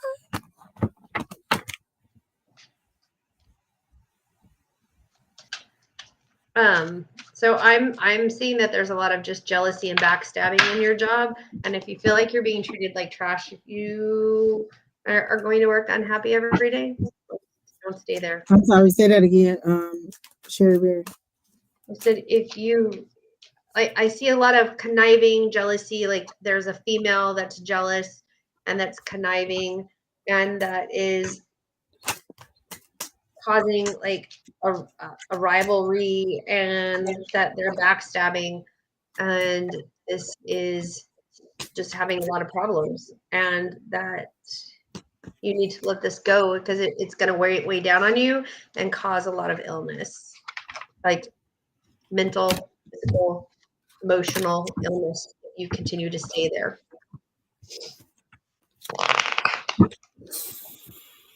Miss Star, are you here? Because I don't see you in the comments, and you were very vocal in the comments. So I want to make sure that you're here while we are reading. But I'm going to roll through this because we still have quite a few more, and I'm trying to get through. So Miss Star, the first thing I got is you're waiting on things to change. You're waiting on like the harvest to come in for seeds that you're planting, and they already dug them seeds up and threw them out the window. Ain't no harvest coming because nobody respects. Not necessarily that they don't respect, but they don't value. You're replaceable to them. And so then I asked what your next step is, or what your action, or what your next move is. They said to move, and to move in haste. That means quickly. That means to pack up your bags and be like, I don't need this shit, and walk out the door. This is what I literally said. What is her next move? And they showed me this person. And this is a person who moves in haste. This is a person that just decides, you know what? I'm up, I'm out, I'm not valued, I'm leaving. And then they said, you do need to stand your ground or whatever it is. They're not offering you the hours you want. They're not offering you the money you want. They're showing me a time frame, like 6 months, 6 years, 6 or 9. So you've been there quite a while. And at this point, if you're not happy, they're saying move on. Why do you guys continue to keep yourself in situations that you're not happy in? If I don't like where I'm at, then I should move on. Like I'm a person who'll change jobs. I'll have a different job every year because what I'm not going to do is be unhappy in a place that I have to go to every single day. Like I've had those moments where I was very faithful to a job. And then when it was time to cut the cord clip and you're done and the next and on to the next. So you have to decide. You literally said where you get treated like trash. Who wants to be treated like trash? Stand your ground, move in haste. They've already plucked up your seeds. There's no harvest coming. Move on, honey. So that's what I got. Who's next, Keenan?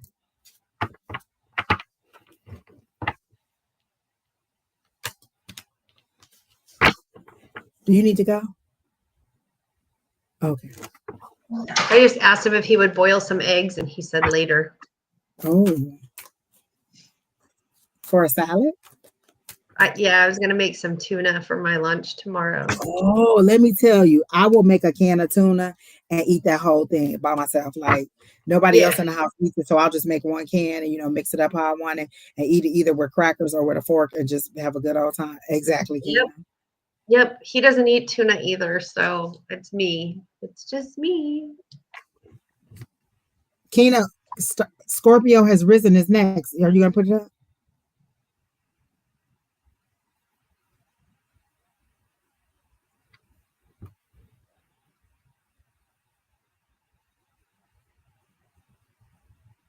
So are you asking if her helping you with the songwriting career is going to help you move forward? They're saying, and immediately when I read that, as a artist, organically, and this is your word that you've been using, and this is the word that they also gave me too, Ms. Sheri Beery. Organically if a relationship is going to work out. If the tension isn't there, then it's not going to do it. And I'm going to remind you of something. I don't know if you guys know that one song, R. Kelly, I Can't Sleep, or If I, or whatever it was. He originally wrote that song and gave it to Toni Braxton. They got in the studio and she started singing it and she wouldn't sing it the way that he wanted to. So he took the song back and it became a hit on his own. I say all that to say, if something's going to work out. And just because they're a star or just because they're famous doesn't mean that their relationship is going to work out. You know what I'm saying? He wrote this song with her in mind. When they got in there, she started singing it. He didn't like the way that it was going. And so he took the song back and produced it for himself and it became a hit. I remember hearing that song and being like, damn. And so organically yourself. The only reason you're asking this question is because you have some doubts. They're literally showing me the moon card and they're saying use your intuition, use that gut. use that creativity, use that musical gut that you have, use that artsy gut that you have to make that decision. You know what? I don't think she can see the vision the way that I can see it. I don't think she understands it the way that I want to do it. And so that's what they're saying is, do you understand? Like, are like, you know, whether this person is the person you want to collaborate with or not. Like, I've met people before and been like, you know what? No, I'm good. I don't want to do that. And so you can decide whether you want to be with this person or not. Is the relationship good for my career, or is it moving in the right direction? I can do that with the pendulum. Um, is working with this Taurus woman um, moving in the right direction for Scorpio has risen. So I got a yes.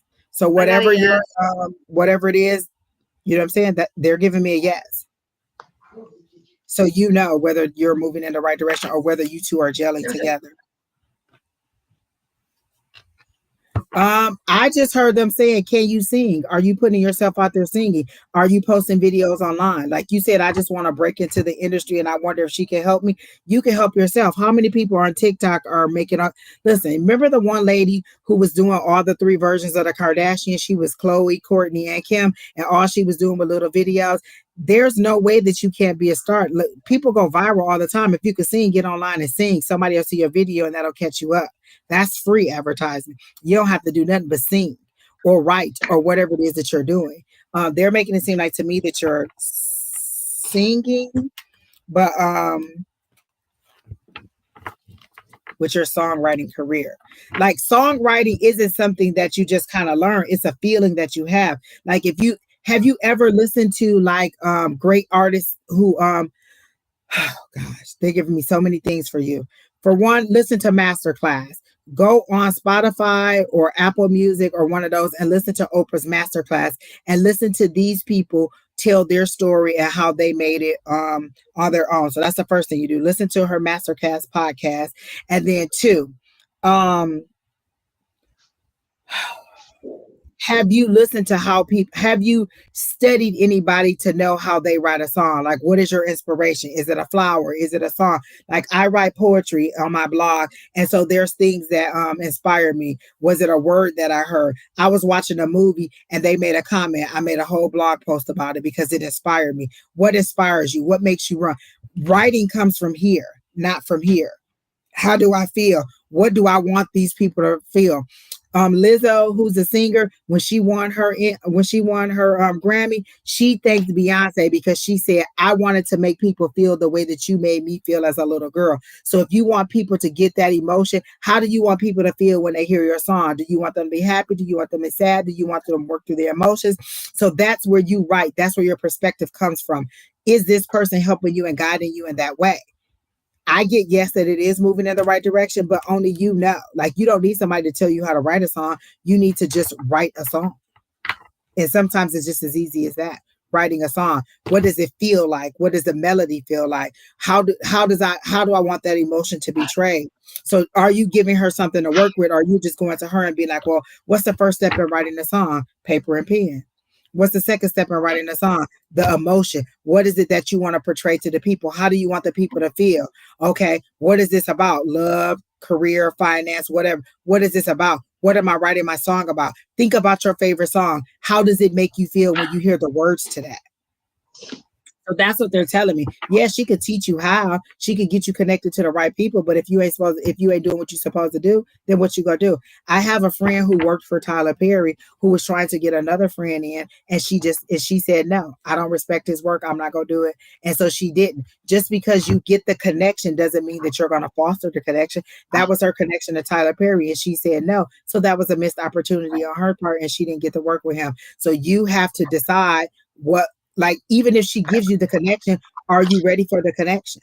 Are you ready to do what you're supposed to do? So say she gets you connected with, I don't know, whoever your favorite producer is. Like, say she gets you connected with Mariah Carey. Are you ready to write with Mariah Carey? Are you ready to express your emotions the way that? Sometimes it's just as organic as that. If this is something that you have to force, then maybe this isn't what you want to do.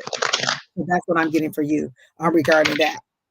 Are you ready to foster the relationship that you're asking her to create? It's like the way they show it to me is that you want her to connect you with these people and you're thinking like, oh, she'll connect me with this person, then I'll be a star. She'll connect me with this person, then I'll be a star, and I won't have to do anything because she'll connect me with this person, I'll be a star. And they're saying, are you ready to do the Eight of Pentacles? Are you ready to do the things that you need to do in order to make it happen? She's not your lifeline. She doesn't make your career happy. She can help you and guide you along, but she's not your lifeline. I can get advice from Sheri all the time, which I do. She tells me things, she gives me advice. Whether I listen to it or not, that's on me. But the information is still there. She's still the connection to other people. It doesn't mean that I'm going to be successful because I'm connected to her or anything that she's connecting me to. So what they're saying is, are you ready for the connections that you're asking her to build for you? So that's what I got for Scorpio has risen. Miss Sheri, do you have anything? No, I just got that it's a good partnership, but you have to work, you have to pull your own weight. So I see a cart before a horse, literally. So you need to move your horse before your cart. So I'm pretty sure you know what that means. I hope that resonates with you. But everything. Let me say this to you, because she said I am giving her my leverage to gain connections to the industry. Did y'all know that Sylvester Stallone sold the rights to Rocky for $100 to somebody, and now he has no say in the direction that the movie is going? And the reason that he wasn't in the third Creed is because he didn't like the direction that the movie was going, and he decided not to be a part of it. And he said as long as that writer or producer who he was with was a part of the project, he wasn't going to do it. So if you're going to give up your rights to your music like that, be prepared for them to do whatever they want to do with it. Yep. All right. So who's next, Kina?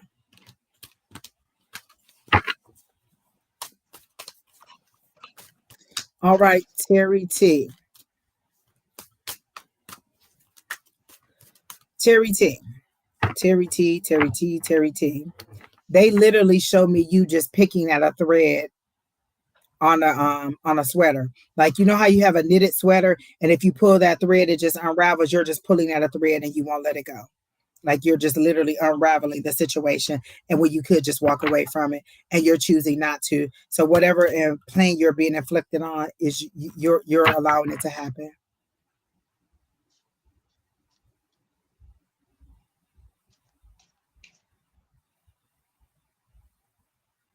What?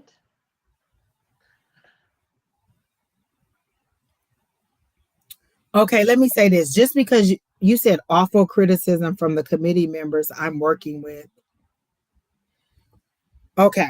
So this is what they're presenting to me. Are they criticizing you because is are you okay? Is the criticism like, okay, Terry T, I need you to be more assertive. I need you to do this. I need you to do that. Or is it the criticism like, Terry T, you didn't do this, you didn't do that, you didn't do this, you didn't do that, and you can't handle that they're correcting you? So you have to look at the right that is coming in. Is it just, um, the superficial things that they're correcting, or does it have merit? Like if I get a finding at work, I work at risk assessment. If I get a finding, I may not like the criticism.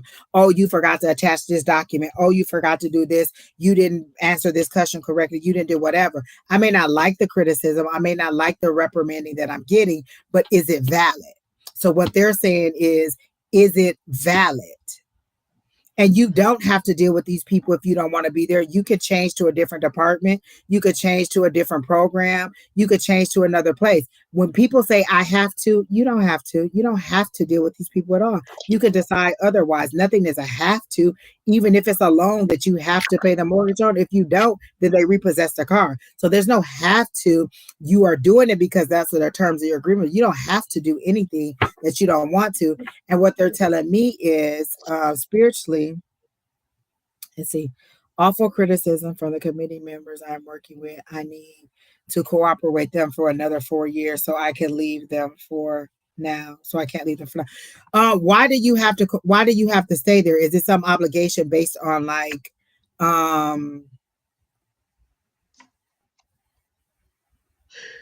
Oh, okay. So he said it's valid, but they're mean about it.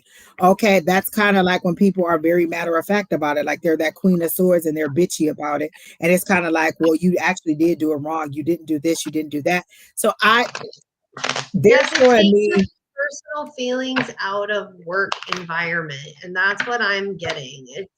It sucks, and it's a sucky thing because we're all human and we're there for 8-10 hours a day, and we put our feelings into our work, we put our hearts and souls into our work. So when somebody's saying, hey, you screwed up, and they're saying it in a harsh tone, we automatically take that personally, and it's hard to separate that and not make it personal. So what That's they're saying is, how do you approach it? Like, oh, okay, I understand. Thank you. How can I make that better? How can I change that? What is your advice to me? So if you tell me, you know what, we evaluated your case file. You didn't put this document in there. You didn't sign here. You didn't put the time. You didn't put the medication. So maybe they give you 5 or 10 things that you did wrong in that situation. And you can be like, oh, okay. Thank you for bringing that to my attention. Is there a checklist or something that I can use that'll help me to make sure I get those things? So is there a checklist that says this, and this? So when I worked at this insurance agency, or no, I worked at a shelter, we had a folder and there was a template of how the folder should be set up. So if I put the folder together and I put it together wrong and they're like, oh, you forgot to move this page over here, I can remember getting bad, being like, it's just a piece of paper. Like, what does it matter if it's on top or on the bottom? It matters when somebody calls and I need to give this information about the patient or the client, height, weight, how long they've been there, because all of that information is on the cover page. And so, yeah, it doesn't matter that I put it on the second page versus the first page. It does matter because it slows down the process. There's a reason why they have this page on top versus that page on top. This is the information that is necessary. This is the information that we need every time somebody calls in. There's a reason why we have this established guidelines. And so even though I'm mad and thinking like it's unnecessary, when they reprimand me and tell me why, I'm like, oh, okay, well, that makes sense. And so then I feel like I put my foot in my mouth, because you know what? It does matter why I did whatever I did or why they told me to do it a certain way. And so we have to take our feelings out of and build a bridge with people regarding what we're being reprimanded for. Okay, in my job, I if you keep getting dinged for the same thing, they'll reevaluate that thing and be like, okay, well, maybe we didn't present the information in a way that they learned it correctly, because multiple people have gotten dinged on this thing. So then training goes back and says, oh, you know what, our training material isn't good enough. Let's revamp this and understand why everybody keeps getting number 5 wrong, or why they're interpreting differently. What do we need to do in order to reword it different? So if you keep getting the same thing done, or different things done, then maybe it's like, am I in my head? Am I not in my head? Am I too cocky? Do I think I know my job better than I do?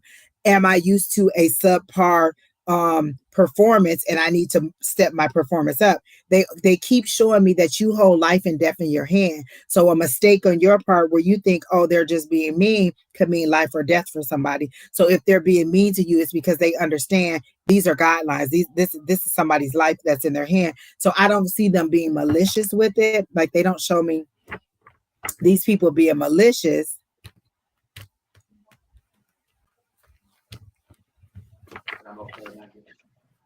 Okay.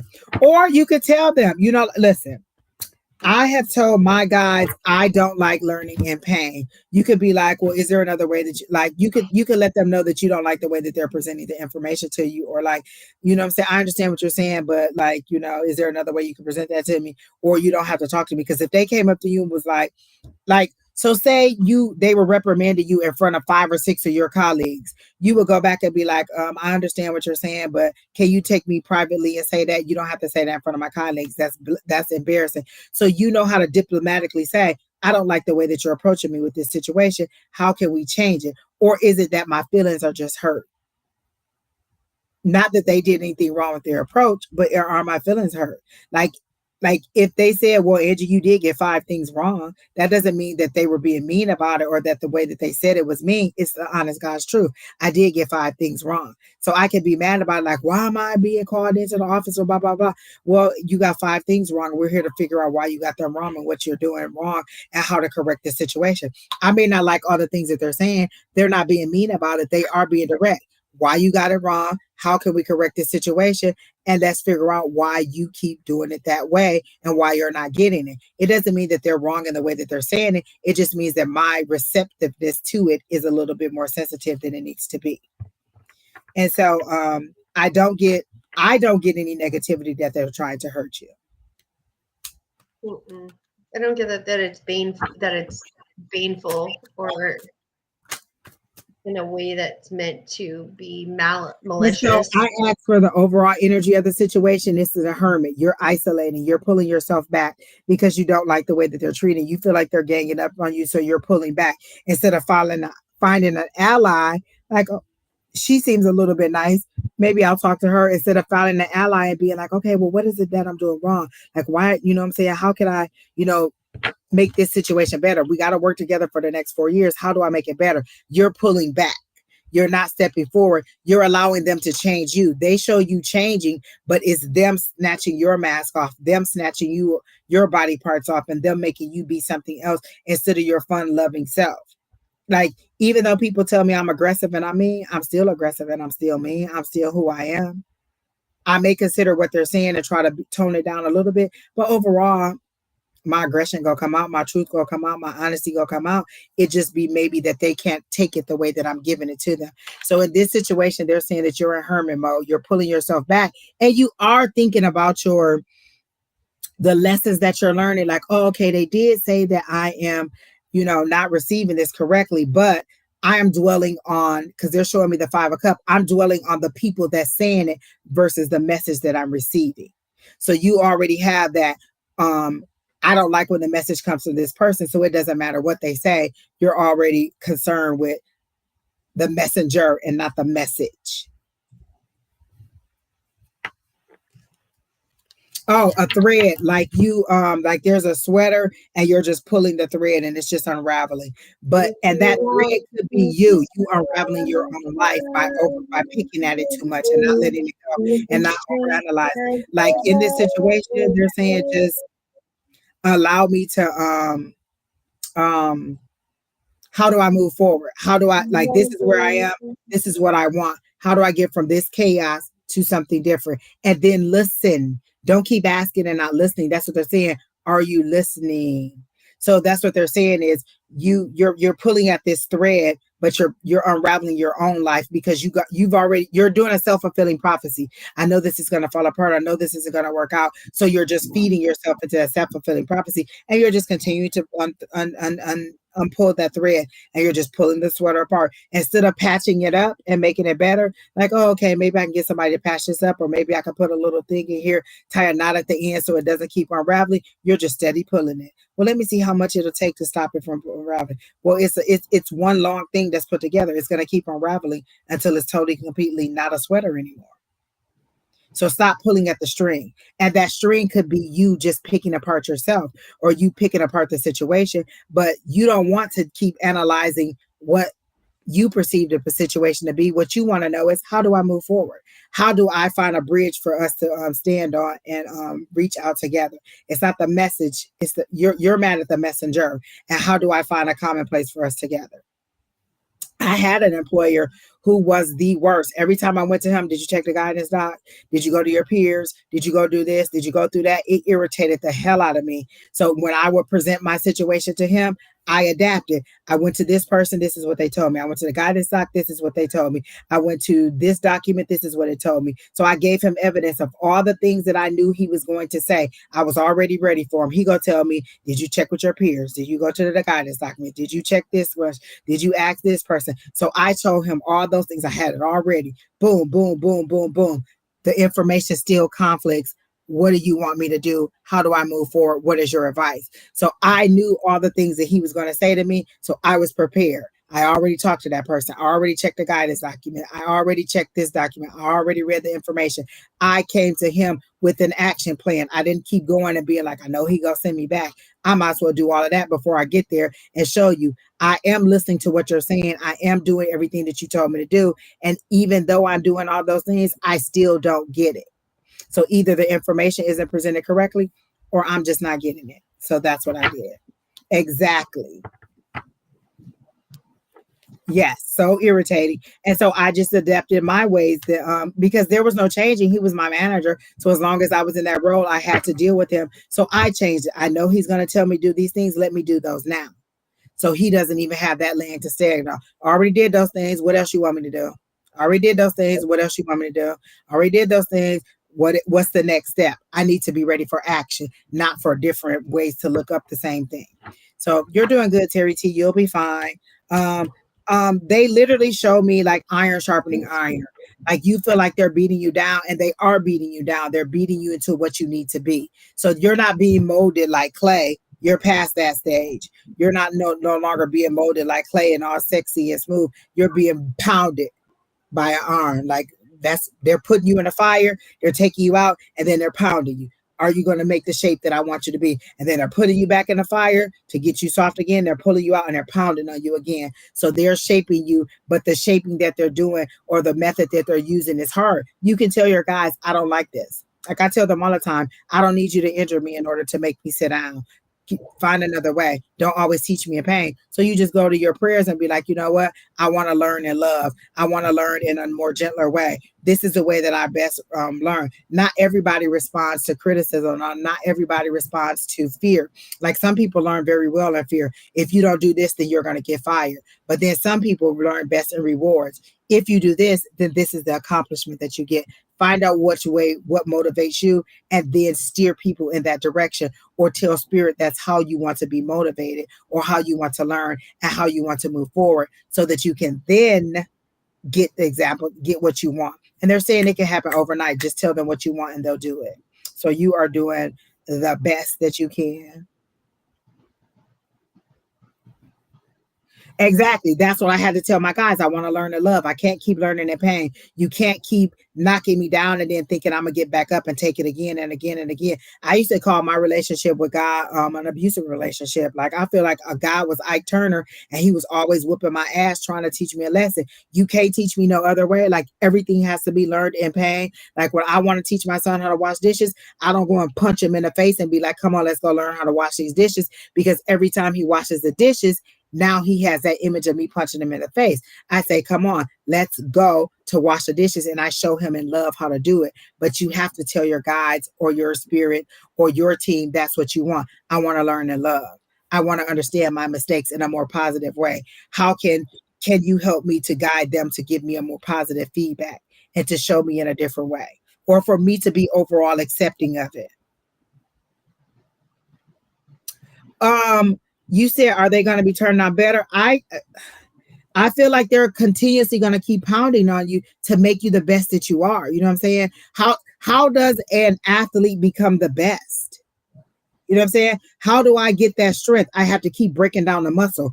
How do you build a muscle? You keep tearing it up and then it repairs itself. You keep tearing it up and then it repairs itself. So how are they going to make you the best person that you need to be in this situation? They have to tear you down and keep building you back up. Tear you down and keep building you back up.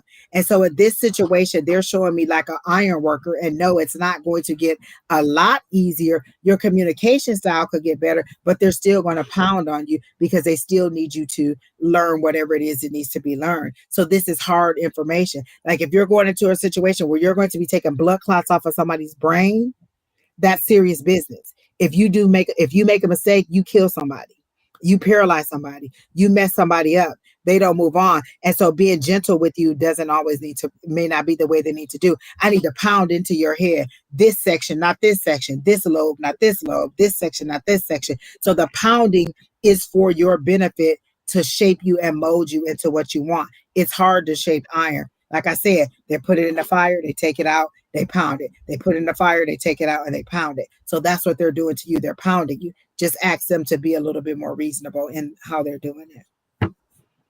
You're welcome, Terry T. Who's next, Keena? We have like two more. Thank the Lord.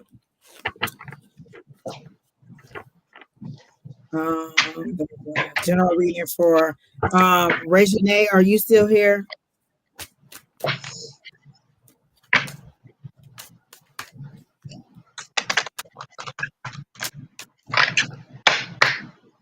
Terry T, you can tell your guys to be more gentle too. I don't have to tell them. I can tell them that Terry T wants to learn to love, but that's my guide. You have to tell your higher power. That's me telling my higher power that Terry T wants to be taught and love. They're saying, well, where are you going to communicate with them? Like they show you like a little boy hiding behind, his mom's dress and being like, tell that person to leave me alone. Tell that bully to leave me alone. They're like, when are you going to stand up to it? Like your guides are not just mystical people for me to know. They're for you. They're your team. They're here to help you out. And how are you going to utilize them to your advantage? Exactly, Terry T. Yes. Okay. You're welcome, Star. All right. Reginae is here and they wanted a general. I like that name.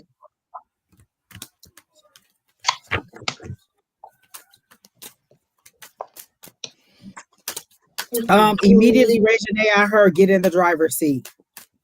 Get in the driver's seat. They showed me a car and you in the passenger seat. And they're like, get in the driver's seat. Ain't nobody, who you think somebody about to tell you where to go and do what you need to do? They're saying you need to get in the driver's seat immediately, Reginae. That's what they showed me. Is you needing to get in the driver's seat and you needing to provide the direction that you need and not waiting for somebody else to come in and do it for you. The card that fell out was a Knight of Swords. Action. You need to move and you need to move quickly. You need to get out the passenger seat and into the driver's seat. You go ahead, Miss Sheri. So I got a 7 of diamonds, a 6 of diamonds, and a 7 of spades. So the 7 of diamonds, which is pentacles, says there is lies and deceit. And then the 6 of diamonds says making good decisions on the right path. And then the 7 of spades says that there's tears and like violence is not far away. I'm getting that there's like exactly what Angie said. You need to take over the situation, whatever the situation is. You need to get in there and tell these people to go themselves and take over your own destiny. Because once you take over your own destiny, you're going to have the victory that you need. You are going to have the things that you need, and it's going to be what you want and what you need. So I was hearing the same thing, but I was hearing is like there's this constant bickering or arguing or constant going on, and that you need to take ownership of it. You need to steer it in the right direction. And even though there's going to be fierce tears and fierce adversity to it, you'll be going in the right direction once you take control of the situation. I also hear a male voice saying, "We gonna make this move or not." Like somebody wants to move forward on a business deal or on something, and they're like, "We gonna make this move or we not." Like, what are we doing? So the first thing they said was you need to get in the driver's seat. Then I got the wish fulfillment card. So whatever it is that you're thinking about doing, it's a yes, it's a move forward, it's wish fulfillment. Your wishes are being granted. You're at a point where you're sitting back thinking about, oh my gosh, everything I wanted is coming toward me. But you need to get in the driver's seat. This is you. This is your energy. You're the slowest moving person in the deck. You're dependable. You're practical. This thing is routine to you. It's the same old, same old. There's no movement. You're standing still. You're stagnant. And they're saying you're also refusing the cup that is being offered to you. Like somebody is offering you an opportunity, and you're like, no, I'm not sure if that's what I want. I don't know if I want to do that. I mean, it could be nice, but what if it's not nice? And what if it is? What if it is everything that you wanted it to be? What if it's this? What if it's this 9 of cups? And you keep saying, no, I'm going to move. And so what they're saying is they're tired of waiting on you to make the decision. Are you going to move forward or are you not? So the general reading is, are you going to make the decision or are you going to sit here and wait? Are you going to get in the driver's seat or are you going to keep blaming others for you not moving forward in your career? And if you don't do that, then let me tell you, I just got the tower. So if you don't get in the driver's seat, you will have a tower moment. The universe will come in and fuck up your whatever. And I'm not saying fuck up in a bad way. I'm saying the universe will take over. Exactly. sudden change, sudden upheaval, like you were going north and then all of a sudden you wouldn't move. They said, oh, okay, well, let's just change it, make them go south, make them go east, make them go west. They are literally changing your direction with a tower. That And sudden upheaval, that sudden change, that's that would transformation. that So would make sense on Regina, the seven of spades for me, because it's like I'm not, tears, blood, war, and then it says strength and victory, because the tower will come in and it shakes everything up and it makes you take action. And you're so like, you're I not gotta you're this. sitting stagnant and allowing and missing the opportunity is what they're showing me. You're sitting stagnant here with no movement. This is where they want you to be. You see how fast this person is flying in, how much action this person is taking. This is where you are, just sitting here and missing your opportunity. That cup right there, that's the universe. That's an opportunity being handed to you, and you not even concentrating, you not even looking on it. And it may not be the opportunity you want. So understand that I am very four of cups. Like if I don't like the opportunity that's being presented to me, then no, I won't take it. But I give the universe a reason, or my God or my higher power a reason to know why I don't like it. Okay, I know that you're giving this to me, but this isn't what I wanted. This isn't what I asked for. You know what I'm saying? It's the difference between I asked for a Mountain Dew and you brought me a Pepsi. Yeah, it's still a pop, it's still something to drink, but I asked for a Mountain Dew. You know what I'm saying? That's what they're saying. So either you let the universe know this isn't the opportunity that you want, or you're missing an opportunity that they're just going to take away from you. So that's what I got for you, Regine, and I hope that helps. Who's next? Who's the last person, Keena? And are they still here?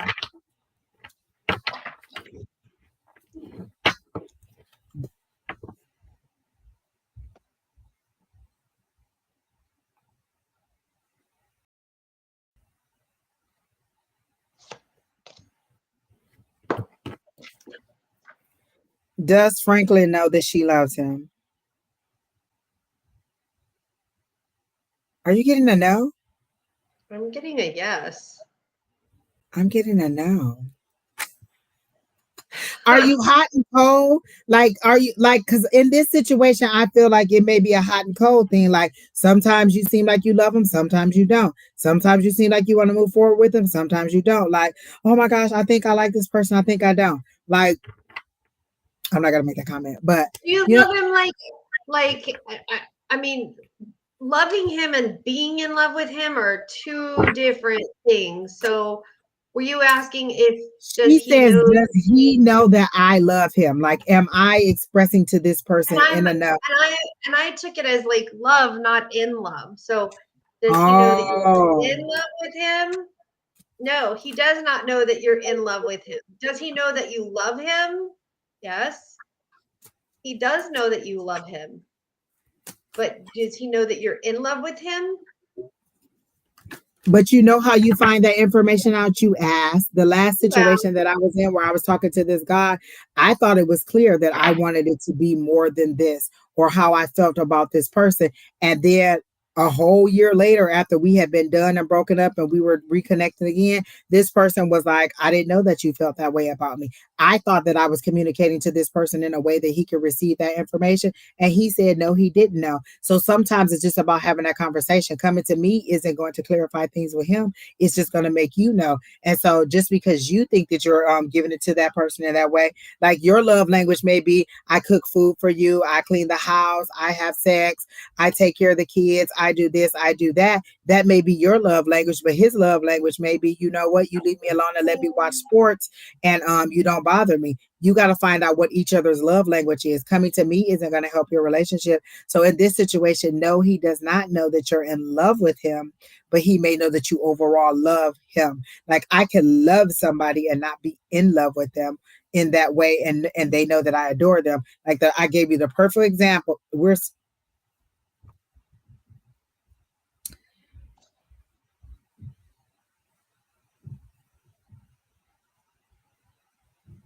So when you say we're separated, I can't talk to him, that's because he doesn't want to talk to you. Then let it go. I'm not going to talk to some. Listen, if you block me, then we block forever. We ain't never going to talk again. And I'm not going to hold on to a situation. Let me get one card for the outcome of this situation, because that's what you want to know. Is he going to take you back? I wish you guys would ask the question the way that you really want to know. Is he going to take you back? That's what you really want to know.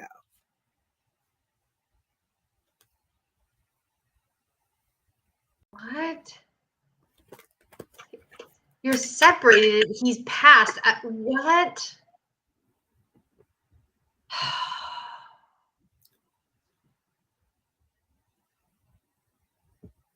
The answer is no. No, he did not know. He did not know at all. No, he did not. That's what I'm getting. He didn't know.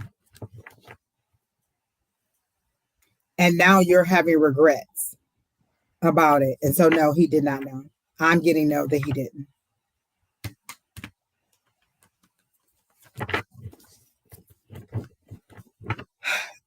This is what Spirit told me to ask you. Why does it matter? He's dead.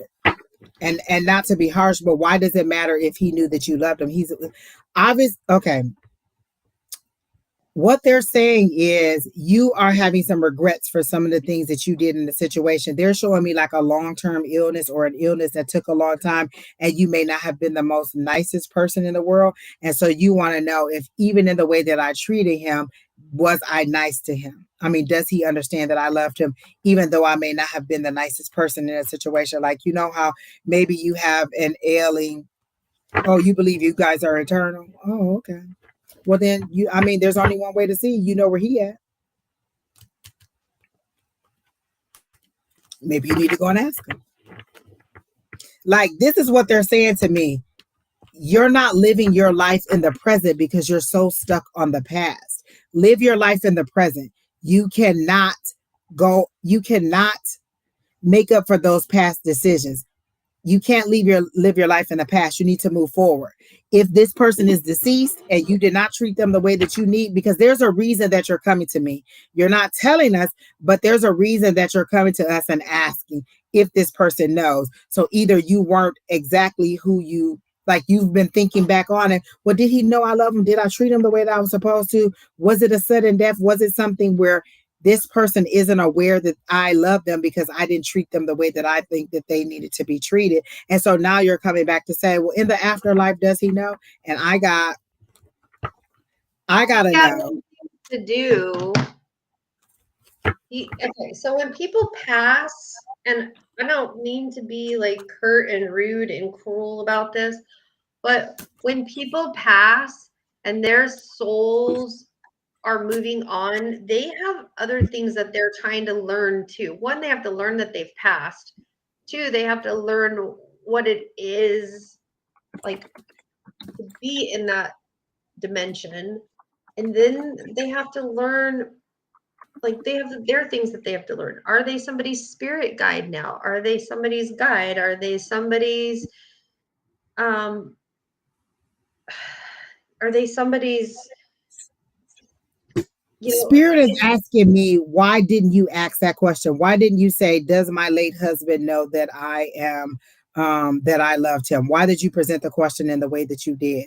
They wanted to, if you wanted a mediumship reading and you really wanted to know, why didn't you say, does my deceased husband know that I loved him? Why did you present the question in that way?